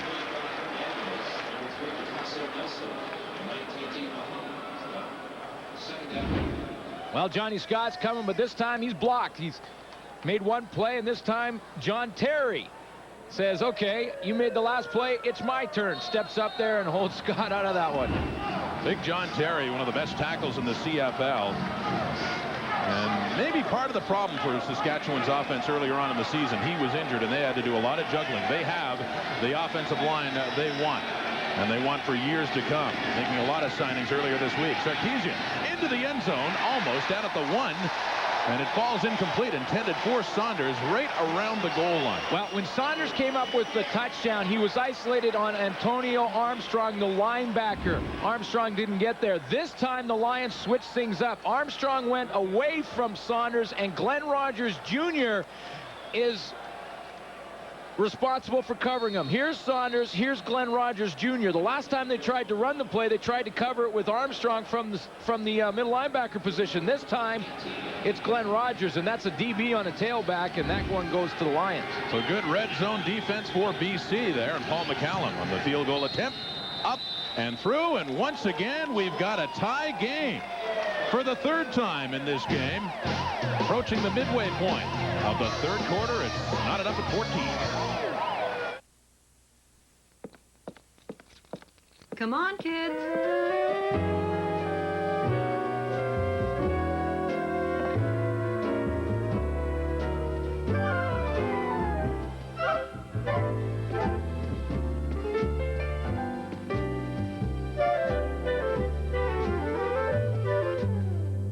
Tired of hand-me-downs? For clothes kids want, at prices you want to pay. Zellers, we're more mom shop for kids' clothes than any other store. Suzuki introduces the all-new 5-passenger Grand Vitara V6. And to celebrate, we're giving TSN viewers a chance to drive one home. Send us your list of the top 6 race car drivers of all time to P.O. Box 220, Gormley, Ontario, L0H1G0. Or hit tsn.ca/Suzuki to enter online. Send us your top 6 for a chance to win a V6. The Grand Vitara and TSN have the power to take you to heights you've never explored before. The all-new Suzuki Grand Vitara V6. All you have to do is win one. Sexy, sleek, sophisticated, stylish. The world's smallest and lightest SLR camera. Make the scene with the Pro Mia S from Nikon. How decadent. TSN continues a long, strong soccer tradition. Turn to TSN Sundays for all the news from soccer leagues around the world. TSN World of Soccer, Sundays only on TSN. This is what the fuss is about tonight at BC Place. The Lions and Riders are fighting for a playoff spot, the third one, and who knows, maybe even the second one, the way the Edmonton Eskimos have been playing of late. And look, they both get to play Edmonton down the stretch. Yeah, and BC has also already beat Saskatchewan once. So if they win tonight, they win the series. That's why it's a little more important for Saskatchewan to win tonight, because then they'll force that rubber match 2 weeks from now in Saskatchewan and Taylor Field with the Lions again. And when you see Edmonton on the schedule, like you mentioned, Rod, both in the back of their minds have to be thinking that, you know what, a home field playoff game is not out of the realm of possibility. And BC could really move into the driver's seat for a playoff spot anyway, as you mentioned, for that reason. If they can beat Saskatchewan tonight, we get a tie game. Good game. On the return, up to the 50-yard line is Dave Donaldson. Let's head down to the Lions sideline now, and David Pratt with Robert Drummond. David, I got to tell you, with the way that Juan Johnson is playing, it's easy to forget that the Lions are playing out with it, playing without this guy, an all-star running back in Robert Drummond. Now, Robert, let's talk about the shoulder injury. How bad is it, and how soon are you going to be back? I'll be back next week. You know, I could have possibly played in this game, but they wanted to give it 1 more week's rest. You know, they just told me to come out there, and with the way I play, I'd probably go out there and try running everybody over. They said just 1 more week's of rest and be ready to go next week. You played in some pretty big games. This is kind of playoff atmosphere, doesn't it? I mean, it ate me up not to be able to play in this game, you know, but Juan's doing a great job. Everyone's stepping up. You know, we hope to pull a victory out tonight, and we're trying pretty hard. We'll see you next week. Back to you guys. Thank you, David. On first down, Damon Allen finds Dave Donaldson. Well, he had the good kickoff return, and then he has a good gain here up near first down yardage, about 8 yards. For an all-purpose player, does well defensively and offensively. Every team loves to have a guy like Dave Donaldson on their roster, because when you talk all-purpose, well, this guy has been the all-star all-purpose player in the Canadian Football League. Here's a guy who played corner for you, safety, halfback, started wide receiver. In fact, a couple of times he's played both ways. 2 yards shy of a first down and across midfield. Juan Johnson. Gary Rogers gives him a shot, and finally he is taken down, but it is enough to move the sticks for BC. Robert Drummond, it's not the first time he's seen an injury hurt things for him. Of course, last year with the Toronto Argonauts, he was on course to 1,000 yards receiving and 1,000 yards rushing, and talk of possible MVP votes, but it was an injury late in the season that stalled that. Yeah, it has been a tough year for Robert Drummond. He's had injury problems. Of course, he lost his father earlier in drive-by shooting in Syracuse, and it has been a real trying season for Robert Drummond, but to his credit, he has battled through it, and he talked to him, it's eaten him up not being able to play in this one, but you can bet you haven't heard the last of Robert Drummond before the end of the season. And Greg Mons talking to Damon Allen with an injury now. Gary Rogers, the player who is down and slowly getting up and walking off under his own steam and not looking too happy about everything. He was the one to come in contact with Juan Johnson there on the BC first down. Possibly a bit of a stinger. Gary Rogers plays with a plate in his arm. He broke his arm, and it's well wrapped. You see that left arm there. There's a metal plate in there, which must be a problem at airports. But not a problem when he plays. And he's off on the sideline now in a 1st and 10. Damon Allen to pass. And wide open is Alfred Jackson. Trying to use that speed to get around Todd McMillan. Gets out of bounds. Another BC first down. Gain of 15 yards. Well, it doesn't matter what you know, how good you are at corner in the Canadian Football League. You got to give Alfred Jackson a little bit of room. And Todd McMillan gave Alfred Jackson about a 5-yard cushion. You got to respect his great breakaway speed. And that'll open up the underneath routes for you. So the ball's at the Saskatchewan 33, a tie game. We've seen the momentum swing several times in this one. Both offenses have been able to move it. Each one has found the end zone once. Here's Damon Allen running, as he does so well, to another first down, a gain of 11. No, he is so smooth. He had a big gain in the first half that led to a first down. You know, and he doesn't run as much as he used to, but he picks and chooses his moments, and in the last 3 weeks they've been the right ones. Among quarterbacks, he's the third longest serving in CFL history. Only Ronnie Lancaster and Jerry Keeling played more games in the CFL than Damon Allen. As far as quarterbacks go, he's 15th on the all-time list, Allen is. They hand off Juan Johnson on first down and gets inside the 20 down to about the 17. A gain of 4 yards. Juan Johnson is so pumped up for this football game and running so hard, he's running over his blockers. Guys are trying to set blocks for him, and he's running right up their back. That's an enthusiastic running back, and he's got some numbers to show for it. The last drive that wound up deep and ended up with a field goal, he had the 48 yards on 4 carries. He was busy. And another big day in a close game with 5:05 and counting till quarter time. The pass. Rod Harris. He's got the ball. He's still on his feet. Inside. Touchdown, Lions.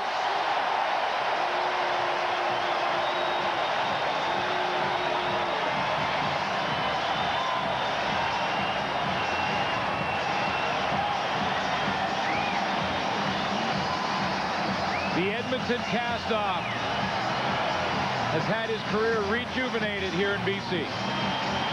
18 yards for number 81, and the Lions have the lead again.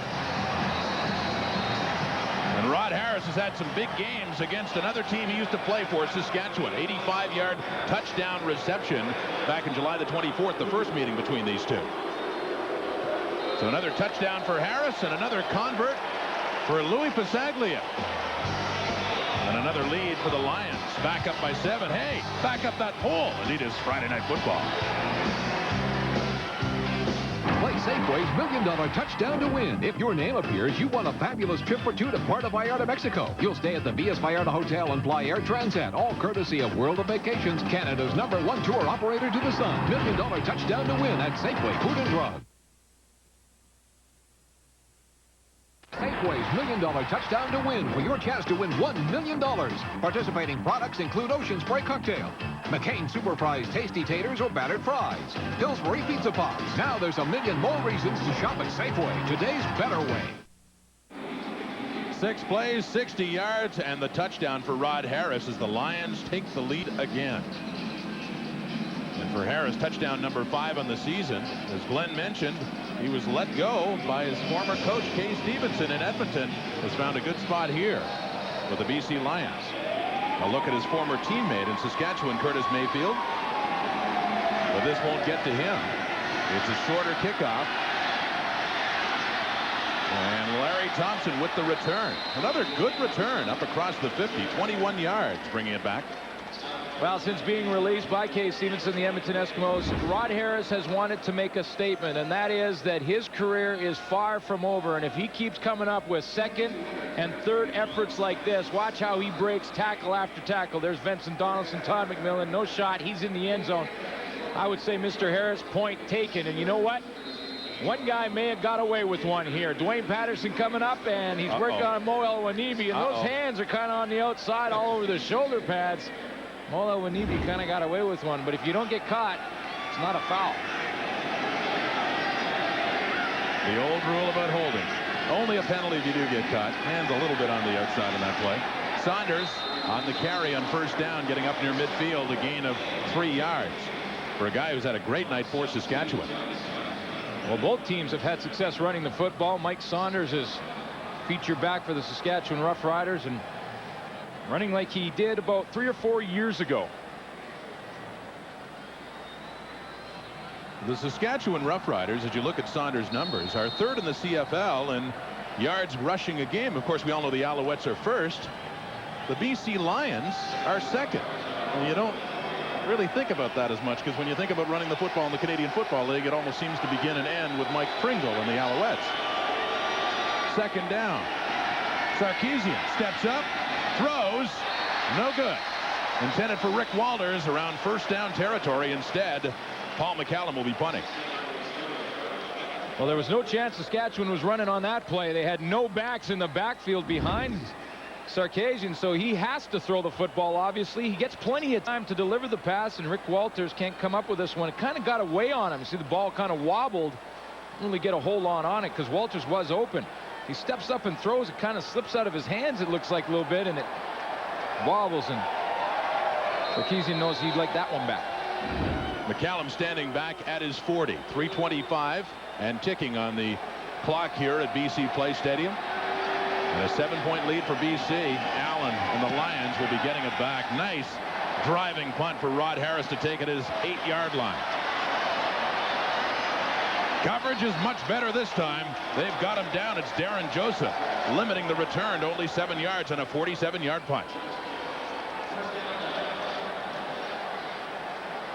Mike Saunders knew before this game, with two teams at 5 and 9, the game against the Lions was absolutely critical.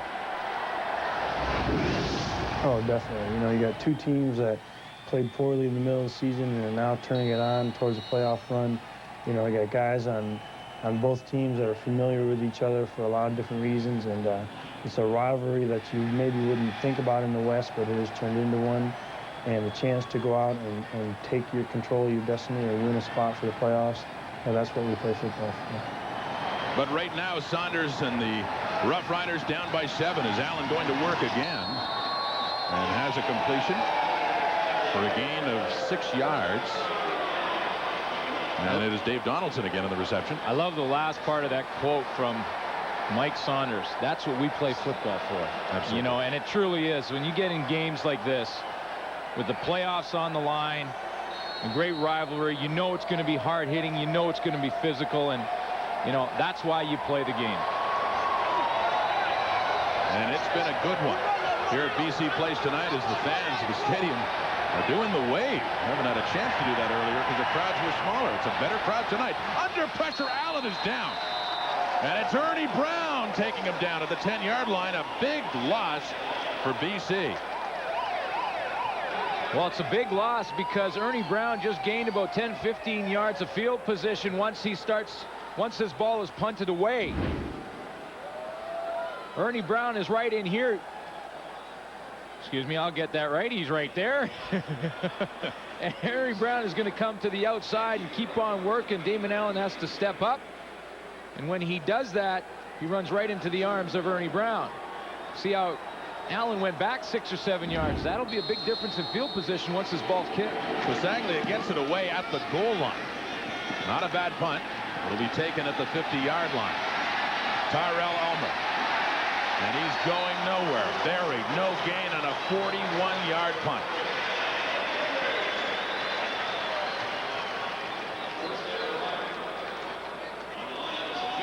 Stay tuned after the ball game for the TSN Turning Point, brought to you by Super 8. Life's great at Super 8. It's always been my way or no way, right? So when I go away, I stay at Super 8. I want it comfortable. Am I right? I want my VIP discount and friendly people. But not too friendly. Life's great at Super 8.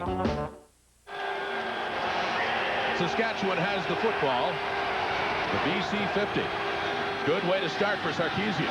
Wide open. He's got a reception. It's Donald Narcisse. First down. It looks, or close to it, at the BC 40. Came back a little bit for it. Call it a gain of 9. Talk about guys that are having great seasons. We threw out the graphic earlier of Don Narcisse in his 8th 1,000-yard season. That ties CFL record for 1,000-yard seasons, and of course ties with Ray Elgard, former teammate, and the guy he passed for catches all time. I mean, look at his career. All-time leader in catches. He's going to be close in yardage if he can continue to play, and he wants to play next year, so it'll be between him and Pitts for first place on that one. On the handoff and up across the 40-yard line. And actually now his 195th game, and all of them with at least a catch, and that breaks a tie. It was tied at 11th spot in the all-time Saskatchewan Roughrider list. You know who was tied with him for games played? I don't. I'll relieve the pressure here. It was Glenn Suter. So Suter's been bumped back to 12th all-time in games played, and Narcisse has got 11th spot all by himself and climbing the ladder. How much longer can he play? Well, he wants to play next year, and when you get to that age, it's year by year, no question about it. In fact, it becomes game by game, but Don Narcisse says he'd like to play next year for sure. Sarkisian has the time, flag in the play. It's complete. Larry Thompson with it. A gain of 10 yards. It would be a first down. But as mentioned, a flag is down. Well, Sarkisian has had lots of time to throw the football. He's been going to third and fourth read on the play. Saskatchewan 59. First down repeated. The center, James Monroe, called for holding, so it's all for naught. And maybe that's part of the reason, because they're doing a little bit of holding up front. James Monroe is the center right there. Working on Dave Chaters to the outside. Once you get turned like that, it's pretty much impossible. That looked like a good tackle in the open field. Pushes Saskatchewan to the BC 49. And a 1st and 20. Riders trailing by 7. Near quarter time. Complete to Rick Walters. He gets a bit of it back, but not much. About 4 yards, so it'll be 2nd and 16. The clock counting down to zeros. It's BC leading Saskatchewan after 3 by 7. Let's head back to the studio on Adidas Friday Night Football. You're watching Adidas Friday Night Football, and we're at the quarter.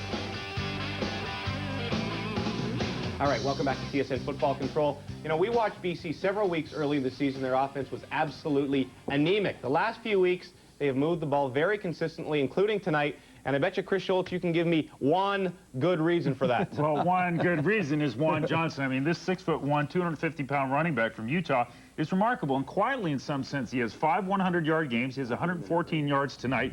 And he has that Mike Pringle ability to accelerate right to the line of scrimmage and run hard through the nasty area in between the tackles. And when you look at BC getting Robert Drummond back quickly, what a great slot back Robert Drummond would make in isolating a linebacker. The Lions have done a 360 in their offensive philosophy. They used to have Smurf speed. Now they play smash mouth football, and more than anything else, Eric, that has helped Damon Allen. Yeah, but let's give Saskatchewan some credit too, Chris. I mean, they have really hung tough tonight, particularly with Reggie Slack out of the lineup. Jim Daly told me earlier in the week for his team to make a run at this thing, they were going to have big improvement in the return game. And Curtis Mayfield's just been outstanding. But we're at the point of the season that there's no room for moral victories. They have to win tonight. As Rod pointed out, with a loss tonight, they lose the tiebreaker to the BC Lions. So it's a must-win for Saskatchewan, James. All right, and they're down by 7 with 1 quarter to go. 15 minutes left in this one. Let's send you back to BC. Here are Rod Smith and Glenn Suter. Take it away, guys.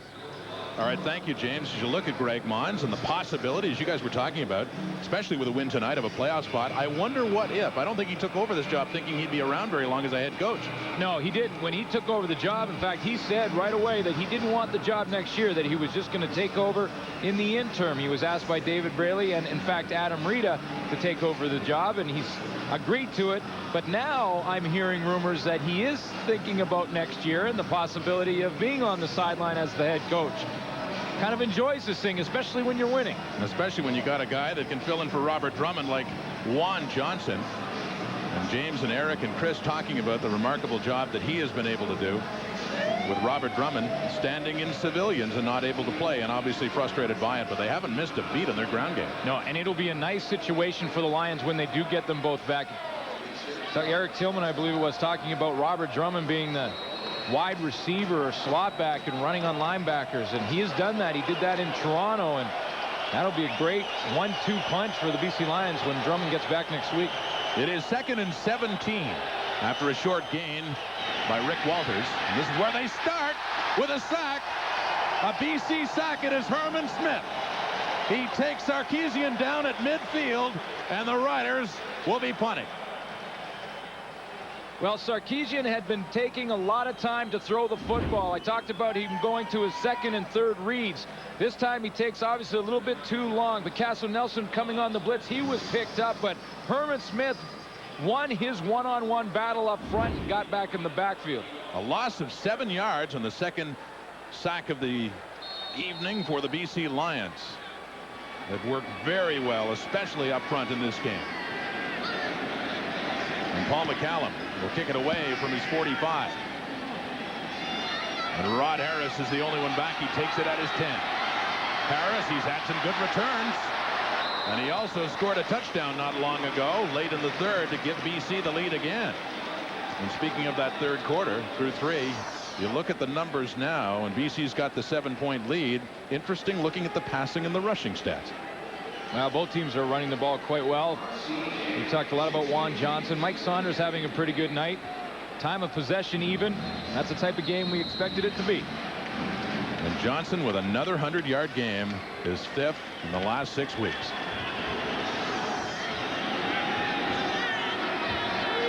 First down, 3 to the left, 1 to the right, but they hand off to Johnson. Picks up a few yards over the right side.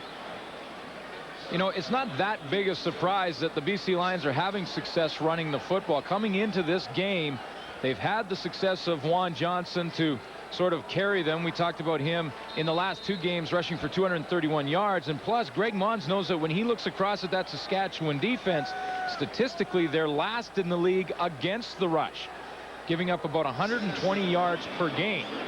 So you knew that would be in the game plan. Passing situation now, though, on 2nd and 7. Play action fake. Pressure on Allen. Spicer nearly got to him, but Allen gets away and nearly picks up a first down. He is close to the 40-yard line. He needed to get across the 40 to get the first down. It'll be very close. Gain of 6 yards. Well, the BC punt team was starting to walk on the field, but I'm not so sure it might be close enough for the gamble. A little play action fake in the middle, and then Damon Allen gets to the outside on Paul Spicer. Bit of open area out there, and they're going to be about a half a yard short by the looks of it. So Greg Mons will have to come up with a decision here as to whether or not he wants to go for it, and I think he'll gamble. I thought as he went down, he was closer than the spot. I thought he'd be about a half yard closer to a first down. That is... Well, you can't get much better look at it than that. There's the 3rd down marker. There's the what they need for the first down. It really is a full yard. It's about the width of that referee. And there it is at the 39-yard line. Greg Mons is gambling with a 7-point lead. Johnson up and over, and a first down BC. The sticks will move. You know, as a coach, it's nice. It's nice when you have a running game that is working and clicking, and you have a tailback that you believe in and trust, because that way you can turn around and hand the ball off on 3rd down gambles. This is always a concern. When you turn around and hand the ball off, you're giving it 2 yards deep in the backfield. If the defensive line get any penetration at all, you can get stoned and lose the football. But when you have confidence in your running back, you can turn around and do it. Juan Johnson comes up big again. Gain of 6 yards up to the BC 45, first down. We're in the 4th quarter. Damon Allen. Incomplete. He wanted Alfred Jackson. Good coverage there by Todd McMillan. It goes out of bounds. Well, it was good coverage. Todd McMillan has been battling with Alfred Jackson and won some of those battles. You know, Todd McMillan had to make a decision coming into the season as to whether or not he wanted to play football again. The decision was between playing football or being a model. He got a call from a modeling agency in Paris. It's an interesting variety of choices. Yeah, and he had to make a decision. Do I go to Paris and be a model, or do I play football? He decided on football, and in one game he got gashed in the eye. He ran right to the mirror after the game to see if he was cut. The ball is batted at the line of scrimmage and falls incomplete. Somebody got their hands on it up front, but I'm just wondering with a choice like that. Well, you know, I mean, he's a good-looking guy. Not that I notice that kind of stuff, but there he is. You know, Todd McMillan is deciding whether or not to go to Paris. He got that little cut under his eye, or he got hit in the eye, and he ran right after the game to the mirror. Of course, he hasn't heard the end of that from his teammates. We're talking about a football locker room here. I mean, yeah. Think back to your playing days. What sort of a razzing would a guy take for running and looking in the mirror after that? Relentless. The punt by Pasaglia. And Tyrell Elmer back at his 20. And going to his left, runs into Curtis Mayfield, and then a couple of Lions take him down. After a 45-yard punt, it ends up being no return at all. Greg Mons will watch his BC offense go to work again with a 7-point lead. Play Safeway's $1 million touchdown to win for your chance to win $1 million. If your name appears, it means you have won Dirt Devil MVP Swivel Glide Vacuum with patented rear swivel casters and the Ultra Hand Vac with onboard tools. Dirt Devil, powerful vacuums that are incredibly easy to use. Or a Zenith 27-inch digital-ready stereo television with 530 lines of resolution, universal night vision glow-in-the-dark remote, and SEQ front surround sound. Zenith Entertainment, just like they like it. Enter your ballot at your local Safeway Food and Drug today. You expect to drive your Toyota for a long time. But servicing is key. Some mechanics know a little bit of this and a little bit of that. But a little bit of knowledge can be a dangerous thing. Only Toyota quality service guarantees the work is done right by the time promised at the price quoted. They've even put their name on it. Just look for this quality service pledge only at your Toyota retailer. Toyota Quality Service, the one to trust.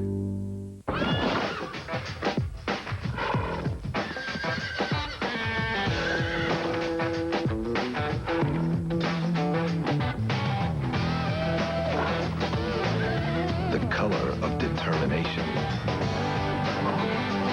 One of the colors between the colors created by Canon.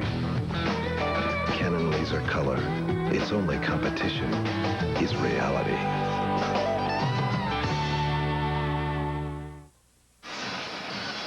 Halloween night. It's the Lions and Stamps. Ooh, scary. 604-589 ROAR if you want some tickets. Let's head down to David Pratt with his twin brother. Hey, Dave.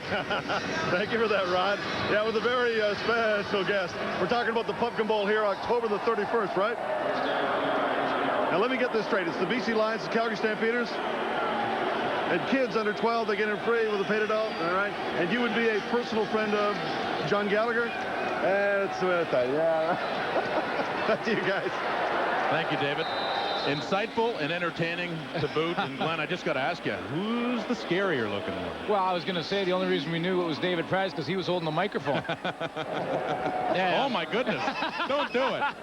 Well, now that I think about it, just kidding you, big guy. Gain of 15 there. Oh, yeah. A prelude to a dramatic evening, Halloween night at BC Place. Curtis Mayfield with the catch, and they move the stick. Saskatchewan with the football, trailing by 7 with 10:15 go in the fourth quarter. Play action fake. Steve Sarkisian, the quarterback. Oh, nearly picked off. Good play by Steve Muhammad, the rookie, to get in front of Donald Narcisse. Well, I mean, Juan Johnson or Steve Muhammad, Rookie of the Year, we talked about many times. They're going with the blitz, so you know they're in man-to-man coverage. Sarkisian wants to go to his best route runner, which is Don Narcisse, who tries to use a little stutter step and a push-off, but Muhammad says, you're going to need more than that. Breaks on the ball and knocks it down. And then taps his helmet thinking, I could have had a pick. And what a big interception it would have been.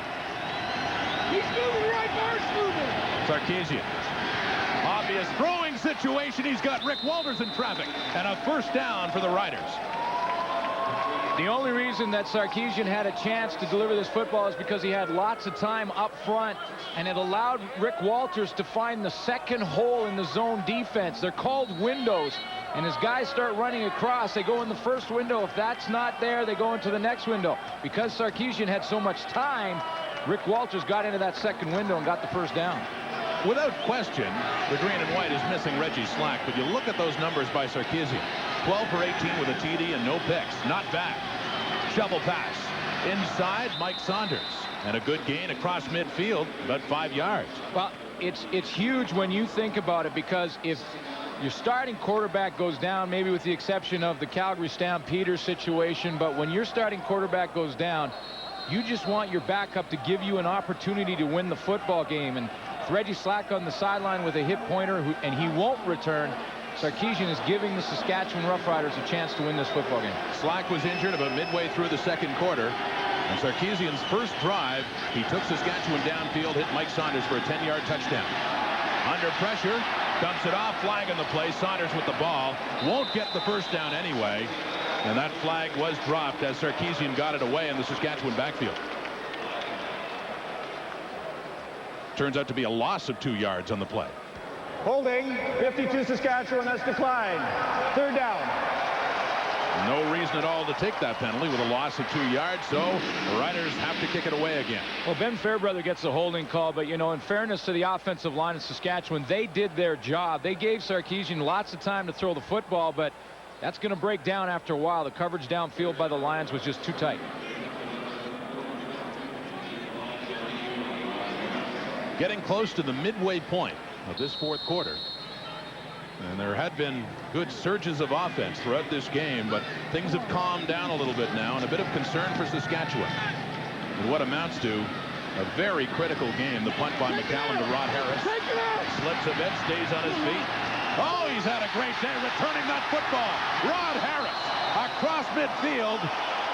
And BC's in business again with great field position. Lions with the ball. Lions with the lead on a 36-yard return.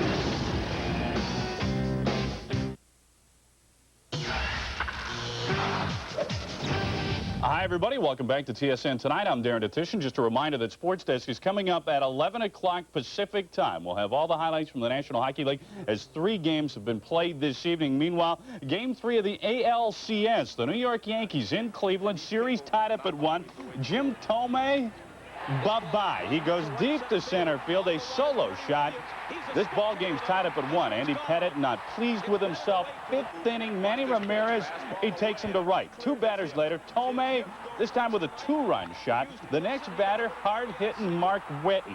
He takes Pettitte to left, tosses the bat. You can make it back-to-back jacks. Cleveland all over the Yankees. Bartolo Colon was absolutely outstanding. They win at 6-1. Must-win game for the New York Yankees tomorrow. San Jose and Calgary, they are now tied at 2. As mentioned, all your hockey highlights at 11 o'clock Pacific. Back to football. Giving NFL Game Day 99 better graphics and gameplay was easy. The hard part was deciding between all the new end zone celebrations. Birdie! That's nice. Looking good, Terrell. No! I ain't dead! Just fine. Less is more. But hey, when the results are game this real, it's worth the trouble.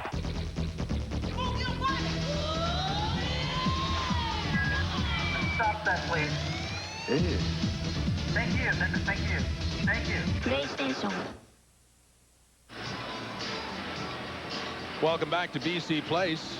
And another good return by Rod Harris, Glenn. Wow, he's been doing it all night. Rod Harris breaks up there. First, a nice job to catch the ball. He gets all the way back, and then it's one-on-one with the kicker.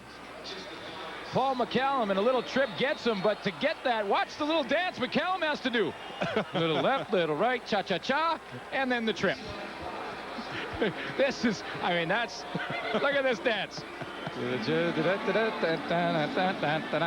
have a feeling we'll be hearing from Mr. McCallum later on for that nice little bit of work. Oh, boy. Well, it wasn't a clinic on punt cover, but he got him down. He did. He slowed him down enough anyway, and punters are always meant to be the last resource there. That's intended for Alfred Jackson. Well, that, you know, you've heard the impression, the expression happy feet. Well, that was happy feet by Paul McCallum. That was ecstatic feet by Paul McCallum. But hey, he did the job. He got him down. And you know what? They're going to have fun with that one in the game film. I can guarantee you that. If they win. It's only fun in films if you win. He'll be hearing from his teammates, and then you'll be hearing from him. Or maybe I'll be hearing from him. What's the big idea? Out of the shotgun on 2nd down, Damon Allen steps up. Watch Eddie Brown. Has him. First down, BC, inside the Saskatchewan 30.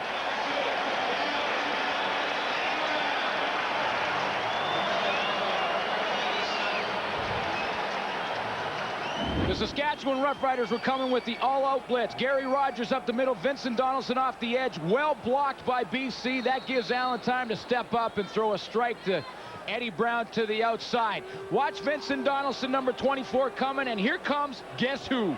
Rod Harris with the perfect cut block. He's returning the football for the Lions and coming up big blocking for Damon Allen. Big first down, BC again. Oh, this guy's in business again. Juan Johnson. What a great day of running the ball as he takes it inside the 20. You know, we talked about Rod Harris making a statement that his career is far from over, and you know, he really hits it home when he does what he does on the return game and blocking. I mean, here is that great block again by Harris on Vincent Donaldson. This isn't fun. The fun part of the game for a receiver is catching the football, not going in there with your ribs exposed and knocking out a defensive back. That's not fun, but you got to do it, and Rod Harris has stepped up and done a nice job. On the carry by Juan Johnson, close to 10 yards. You look at Rod Harris again. Sticks come out. Very close to 10 yards, but just a couple of inches shy.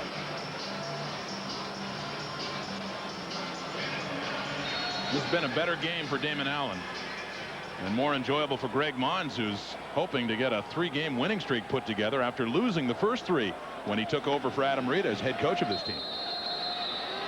Saskatchewan trying to get a man off as they blow the whistle. Trying to make a substitution. Tyrell Ulmer trying to get off the field, and now he's angry. He's got to come back on. Well, Vincent Donaldson coming in. Yeah, you know, Rod, when they talk about the players of the week in the CFL, they have an offensive, a defensive, and a lineman. You know, it's almost too bad they don't have a special teams player, because, you know, Rod Harris has had a tremendous game. I mean, right now, at this point, 116 yards in punt returns, 75 yards in kickoff returns.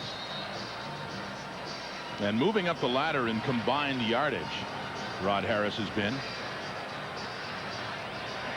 In fact, 6th in combined yardage, and he got a late start to this. Of course, the overwhelming leader is Eric Blunt of the Winnipeg Blue Bombers, having an outstanding year in that department. Special teams. On short yardage, Damon Allen keeps. And Damon Allen gets the first down. But what's so interesting with Rod Harris is, as far as kick returns go, BC had a much different plan to start the season. They had Jimmy the Jet Cunningham. They had Al Shipman. These were the guys that were going to be bringing back the football. And certainly what Harris has done has been a big factor for the BC Lions. As we look at the game story, brought to you by the Keg Steakhouse and Bar for great steaks. Good friends. See you tonight.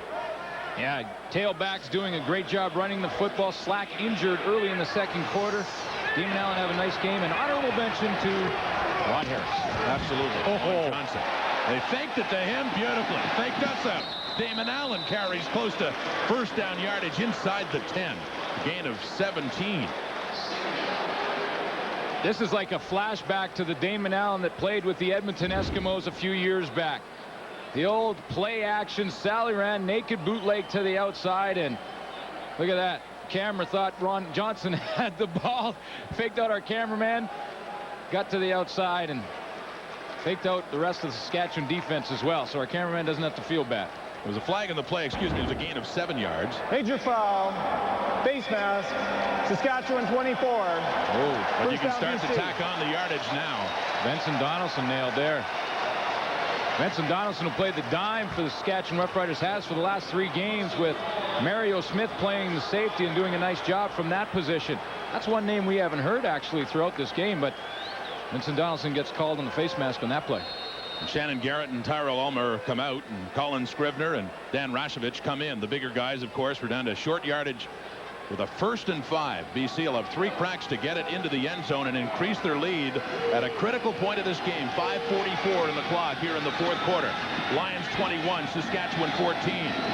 Allen fakes the handoff, dumps it over, touchdown! Hey! There it is! Mo Alawanibi. Rod, you talked about it early in the game. It looked like he was releasing for a pattern early in the first half, and I thought, no, you're not going to have Mo Alawanibi running too many patterns. Well, okay. I have been proven wrong. A 4-yard touchdown for big Mo Alawanibi. One for the trophy case. Here he is over here. He's going to come all the way across the formation. Look at this. A little bit of motion. That looks pretty good. Gets to the outside. Play action pass. And hey, you can't see the football in there. It kind of disappeared for a minute, but he's in the end zone. The only disappointment for him is he didn't get to turn around and hit somebody after he got the ball. He was clear, wide open. Fooled the Riders on that one, and they're in a lot more trouble now as Louis Pasaglia will try to make this a 14-point lead. With a chance of Lou, Pasaglia does it again, and there you see the pole climber on his way going up. Touchdown BC from the most unlikely of sources. Damon Allen to Mo Alawanibi. This is Adidas Friday Night Football on TSN.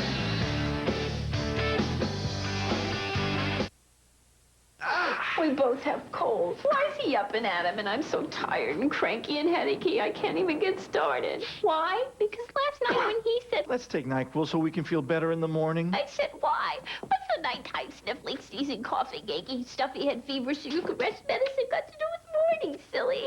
He took it. I took these. He got rest. I didn't. Why? Vicks NyQuil, the nighttime sniffling, sneezing, coughing, stuffy head fever, so you can feel better the next morning medicine. Your favorite CFL team now has their logo on your favorite credit card. It's the CFL MasterCard credit card. Support your team and take advantage of the benefits that over 346 million MasterCard cardholders worldwide are enjoying. Each stylized card has your team's logo on it. So support your team 12 months a year and pull out your card. Call 1-877-4CFL now for your CFL MasterCard credit card. When you pay with us, you play with us. Tuesday on Discovery Channel, You Can't Turn Away. Exhibit A presents another seemingly unsolvable criminal case. A murder in southern Ontario. Unsolvable until bugs become informants and help unravel the mystery surrounding this bizarre case. Exhibit A, Tuesday on Discovery Channel.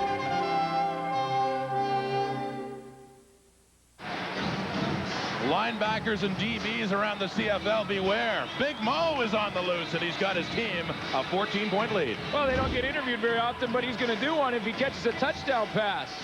Here it is, right out in the flats. Mo Alawanibi high-step and comes up with the nice hands. Little bit of a touchdown dance celebration, and you're right, defensive backs, beware. There is a new weapon in BC.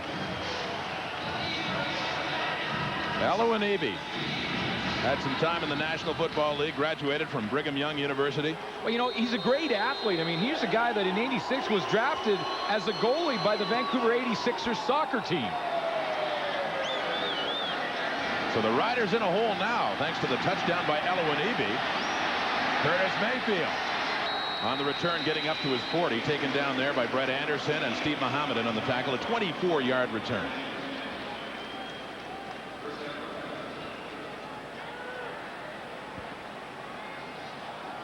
Jim Daly was upset on that Alawanibi touchdown, by the way. I assume for the way he lined up. Well, yeah, I think Jim Daly was down there arguing with the officials, and they wanted to get their attention. He sent Vincent Donaldson, who is a captain, and Mike Saunders, who is also a captain, to talk to the officials about the formation. Was Alawanibi an eligible receiver on the play? Now, is the number a problem here, or if you go and tell the official beforehand to watch for it, does that take care of it? Yeah, you can check in and become eligible. Sarkisian under pressure, and the tide is clearly turning. Herman Smith, David Benefield wrap him up and take him down for a Saskatchewan loss. Well, you know what happens is the defensive linemen now, what they want to do is they get fired up when they see one of their offensive linemen buddies catch a touchdown pass. They want the football. So they think if I get a couple of sacks and, you know, I can show my speed, then maybe next week I can line up at the tight end position, we'll catch it. And that's exactly what Herman Smith was thinking about. Deep down, they all want the ball, don't they? Oh, yeah. Mo Alawanibi was dancing through the whole break on the bench. I think he's still enjoying it, still savoring the moment of a major. Larry Thompson catches it and barely gets back to the original line of scrimmage. In fact, he probably won't. Good hard hitting, fired up BCD. Glenn Rogers in there. And that's how you play it. When you put an offense in second and long situation, you drop back in zone, make them dump the ball underneath. It's called give them 3 yards and a headache. That's what the Lions gave Larry Thompson. Call it a gain of 5, but it's 3rd down and long for Saskatchewan, and you can really see how momentum has turned. I guess that's what you call old Mo, right? Yeah, Greg Mons on the sideline reminding them that this is the CFL, and 4 minutes is an eternity in the CFL, and not to let up.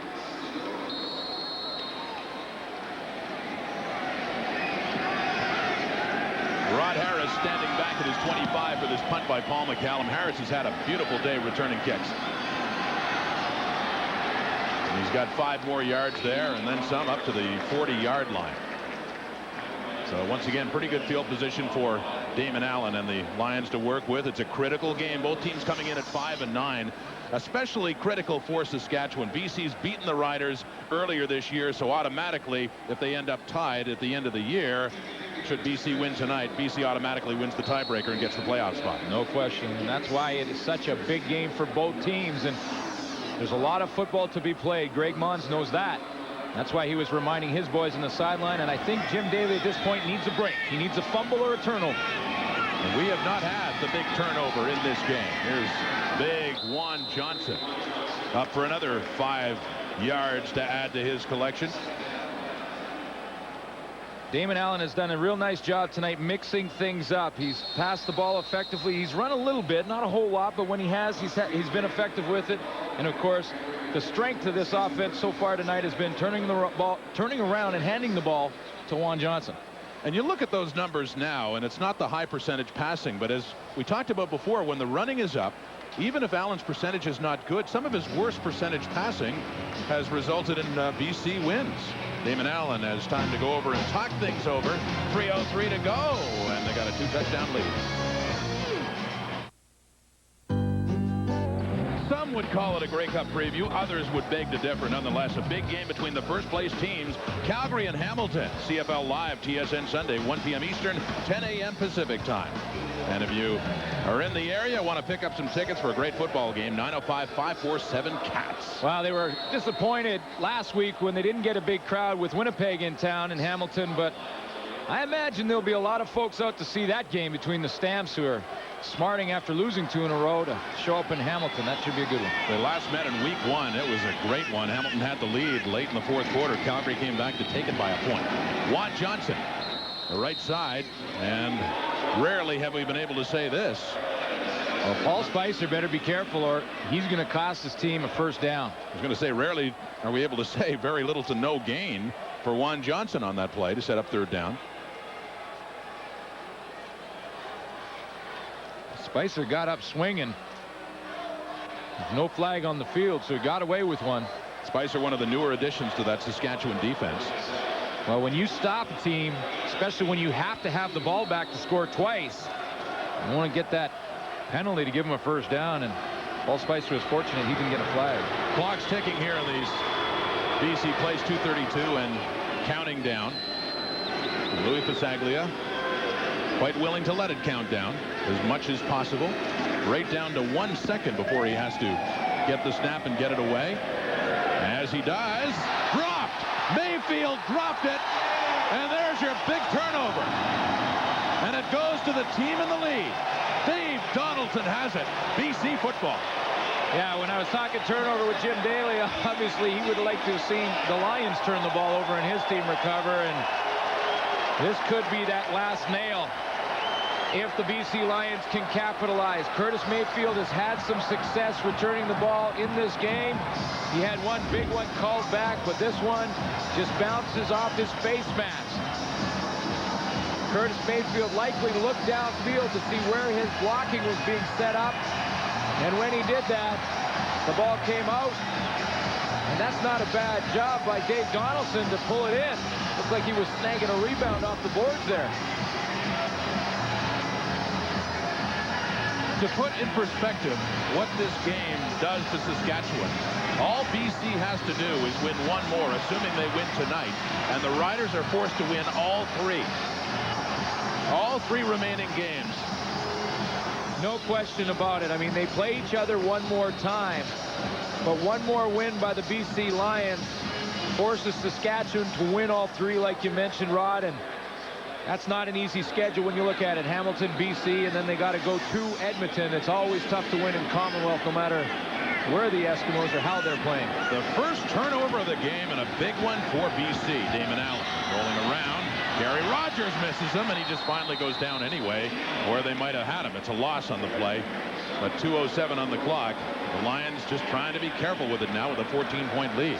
But yes, if just mentioning and clearing that, if BC wins 1, Saskatchewan has to win 3, and that is an awfully tough task. Well, it is tough. You know, the heat will definitely be turned up on Jim Daly on the opposite sideline from Greg Mons, but in fairness to Daly, he has played this game without his starting quarterback. Now, Sarkisian has done a nice job and kept his team in it. But you lose your starting quarterback, and it makes it awful tough. For the second time in this half, Gary Rogers is down. He was reaching for Damon Allen and didn't get him.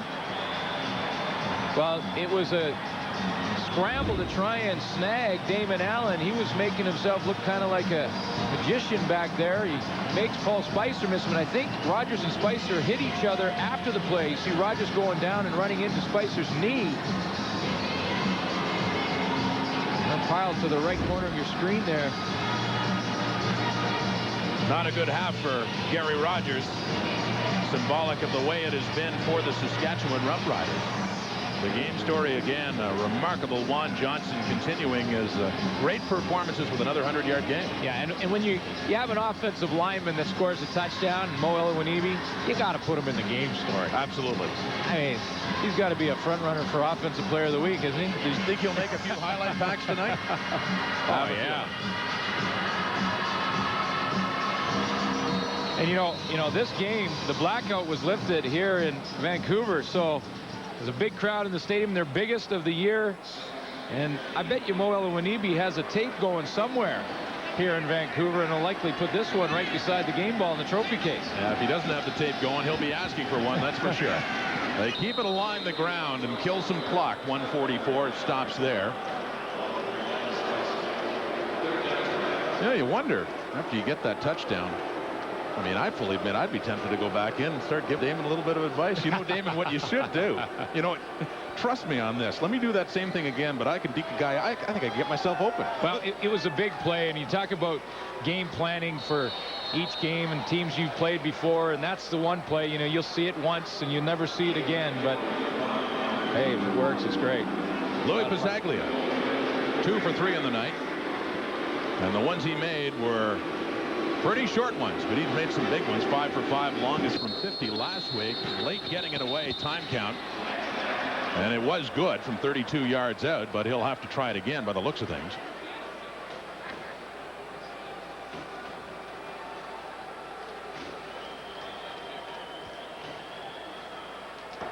Offside, Saskatchewan number 90. Third down repeated. Excuse me, the whistle going before the snap, but it wasn't offside for Paul Spicer. Louis Pizzaglia thought about hanging it up back in 1988, I am told. Decided to stay on.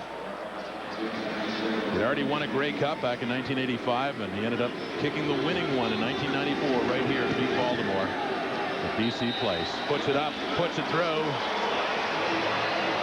The Lions about to seal this one and put it away.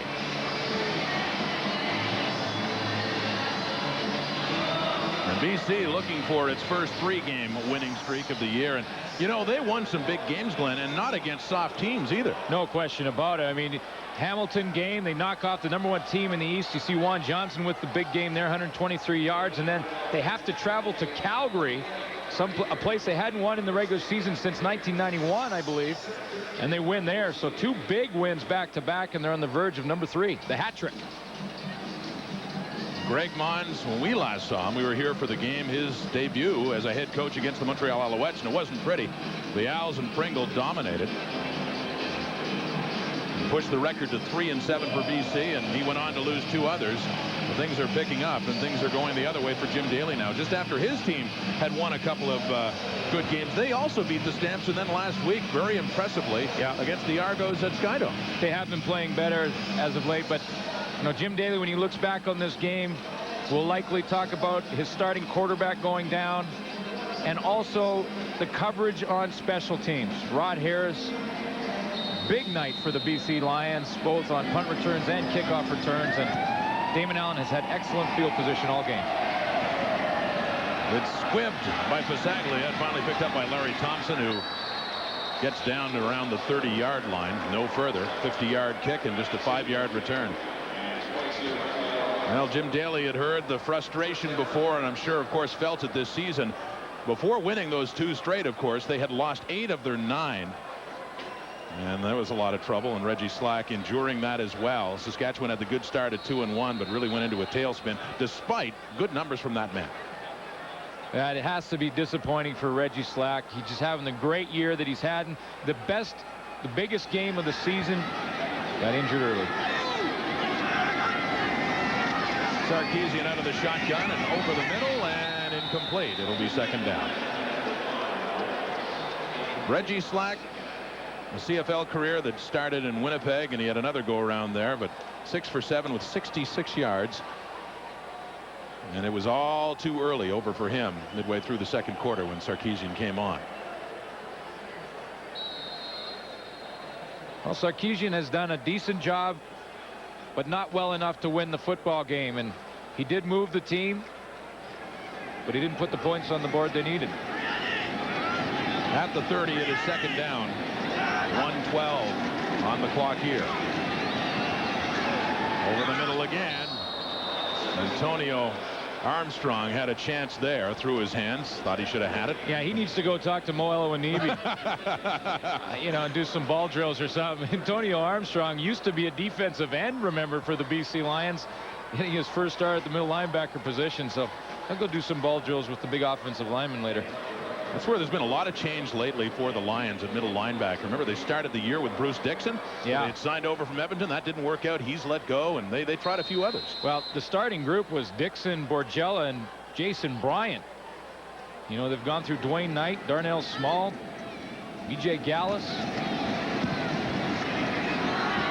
They choose to punt anyway on third down with a minute to go.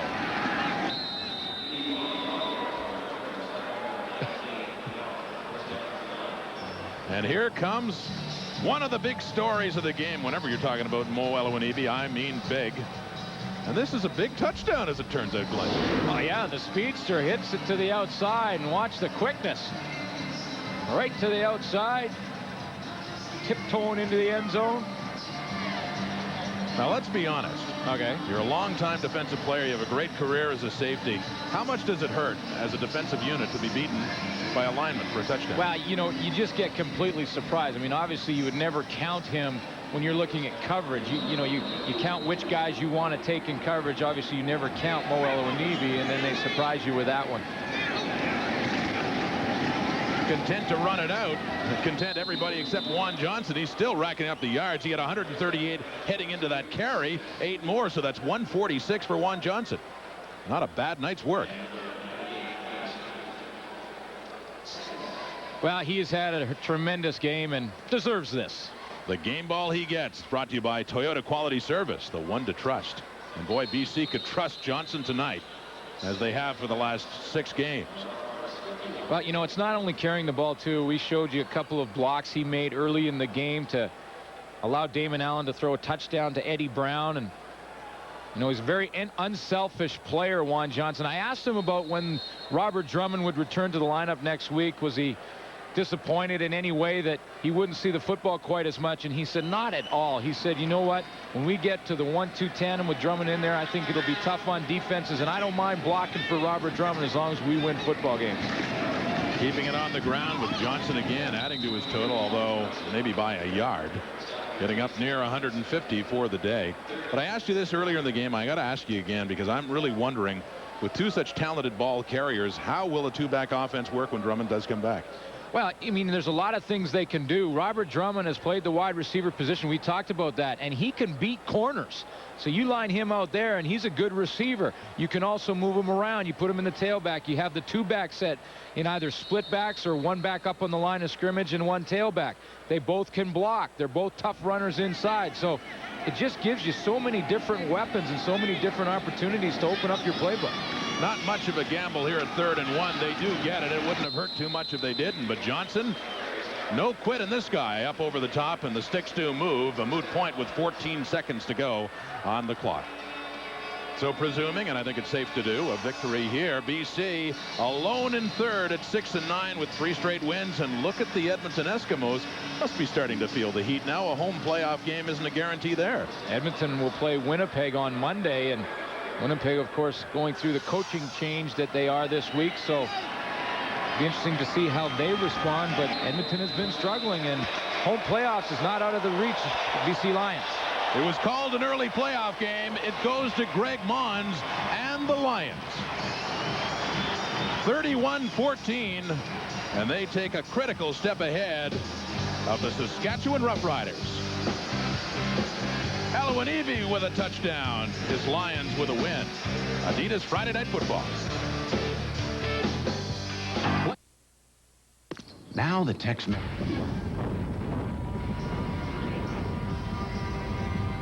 Time for the TSN Turning Point, brought to you by Super 8. Life's great at Super 8. And life's great tonight for Mo Elawanivi. The offensive lineman comes up with a big touchdown. That's the turning point, and he's so happy about the touchdown, but he's more happy about the fact that for the rest of the year, he can say he was the turning point. A cash donation will be made by TSN and Super 8 to the Coaching Association of Canada. Brought to you by Super 8. Life's great at Super 8. Greg Mons has his third straight win. Lions take it 31-14. Play Safeway's $1 million. Game one of the weekend is down. 3 more to go, and football fans, stay on the couch. They're all on TV. We've got Calgary and Hamilton Sunday afternoon, and then CBC has a doubleheader on Monday. Toronto and Montreal, followed by Edmonton and Winnipeg. Out in BC tonight, 31-14 is the final. And yes, with the help of Johnson and Elawanivi, you can add 1 Mo win to the Lions total, make it 6 on the season. Stranglehold on third place in the West. And this is a different football team than they looked about a month ago, Eric. Hey, watch out, James. BC's getting hot at the right time. They're healthy, and they've made some good roster moves. We talked about the addition of Juan Johnson. And this football team is a team we're really going to have to watch down the stretch. They've been playing good defense all year, but the offense is coming together. You know, David Braley took a lot of criticism early in the year when he brought Greg Mons in. A lot of people questioned his sanity in making that move. But this football team has responded to Greg Mons. They're playing very well right now. They're solid in all 3 areas. And before it's all said and done, Chris, they may just make a run at this thing. And they look good tonight, but what a tough loss for the Saskatchewan Roughriders in 2 ways. Number one, this was the tiebreaker game. This is the second win, direct competition, Saskatchewan, BC. Now, these two teams meet again in about 2 or 3 weeks, and even if Saskatchewan wins, it'll be 2-1 for BC. So the first tiebreaker in the Western Division is head-to-head competition, advantage BC. But the biggest issue was the injury to Reggie Slack. Before he was hurt, he was 6 for 7 for 66 yards. A hip pointer takes a while to kind of resolve itself. It's a tough injury to come back from. And I think the biggest thing is it took the option play out of their offense, where you fake to the fullback, pitch to Mike Saunders. Those type of plays open up other offensive possibilities. When they took that element away, James, that really hurt their offensive production. And Eric, when you go back to the Lions, the whole thing about simplifying the offense has been the key as far as you're concerned? Well, I think it's been just huge. You know, as I said earlier, confused football players don't make plays, and they have a lot of weapons in BC. They've got Alfred Jackson in the lineup, Eddie Brown, Rocky Henry, Juan Johnson. They're about to get Robert Drummond back. But what they've done, they've simplified what they're doing. They're asking Damon to do the things he does well. As I said, they're going to be fun to watch down the stretch. It's working. 3 straight wins, 31-14. The final is tonight. I don't know if they like disco out in BC, but the song tonight, Mo, Mo, Mo. How do you like it? How do you like it? Mo, Mo, Mo. We'll be back. What does it mean to be a man? Adidas Friday Night Football on TSN is brought to you by Adidas, the official sponsor of the CFL. And by the Keg Steakhouse and Bar. For great steaks and good friends, see you tonight. Don't forget, we are back at you Sunday afternoon, 1 p.m. Eastern, 10 a.m. Pacific. A battle of first-place teams, Calgary and Hamilton. Is it a Grey Cup preview? We're not sure yet, but it should be a good one on Sunday afternoon. Coming up next is the desk, Double D, Darren and Dave with the ALCS and night number 1 in the National Hockey League. It's coming up next. Right here, 31-14 is the final for the Lions. Rod Harris with a huge night, returning the football, catching the football. The Lions win it. On behalf of the whole football crew, have a great morning, evening, wherever it is, wherever you are. We'll see you Sunday.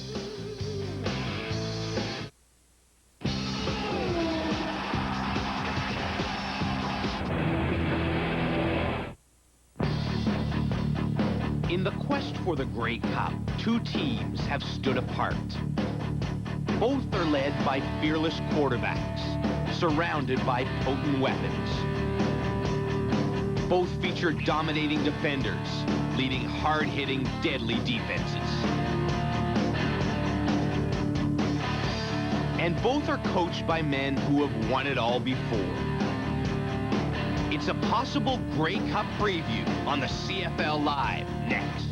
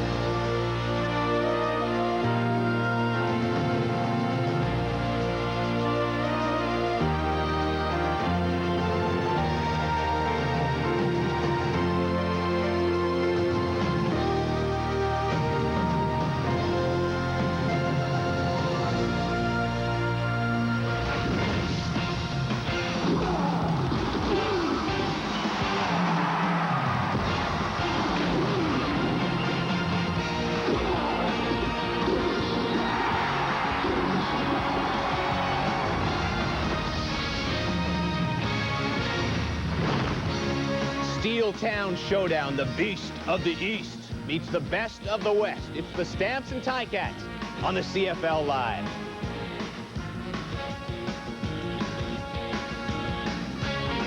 Hey everybody, hope your Sunday is going well. It's about to get a lot better. Perhaps the matchup of the year in the CFL this season, the Stamps and Ticats. James Duthie along with Schultze and E.T. on a Sunday afternoon. And today the Stamps will try to do something that no other team has done this season. Get a victory on the road in Hamilton. They don't call it Ivor win for nothing. The Ticats are 6-0-1 there this season. Of course, the Stamps coming off back-to-back losses. Can they get back on track in Steel Town today? I think they can. You know, Calgary's already won the West, but this is an important game, James, for other reasons. Calgary needs to reestablish their confidence, their aggressiveness, their team personality.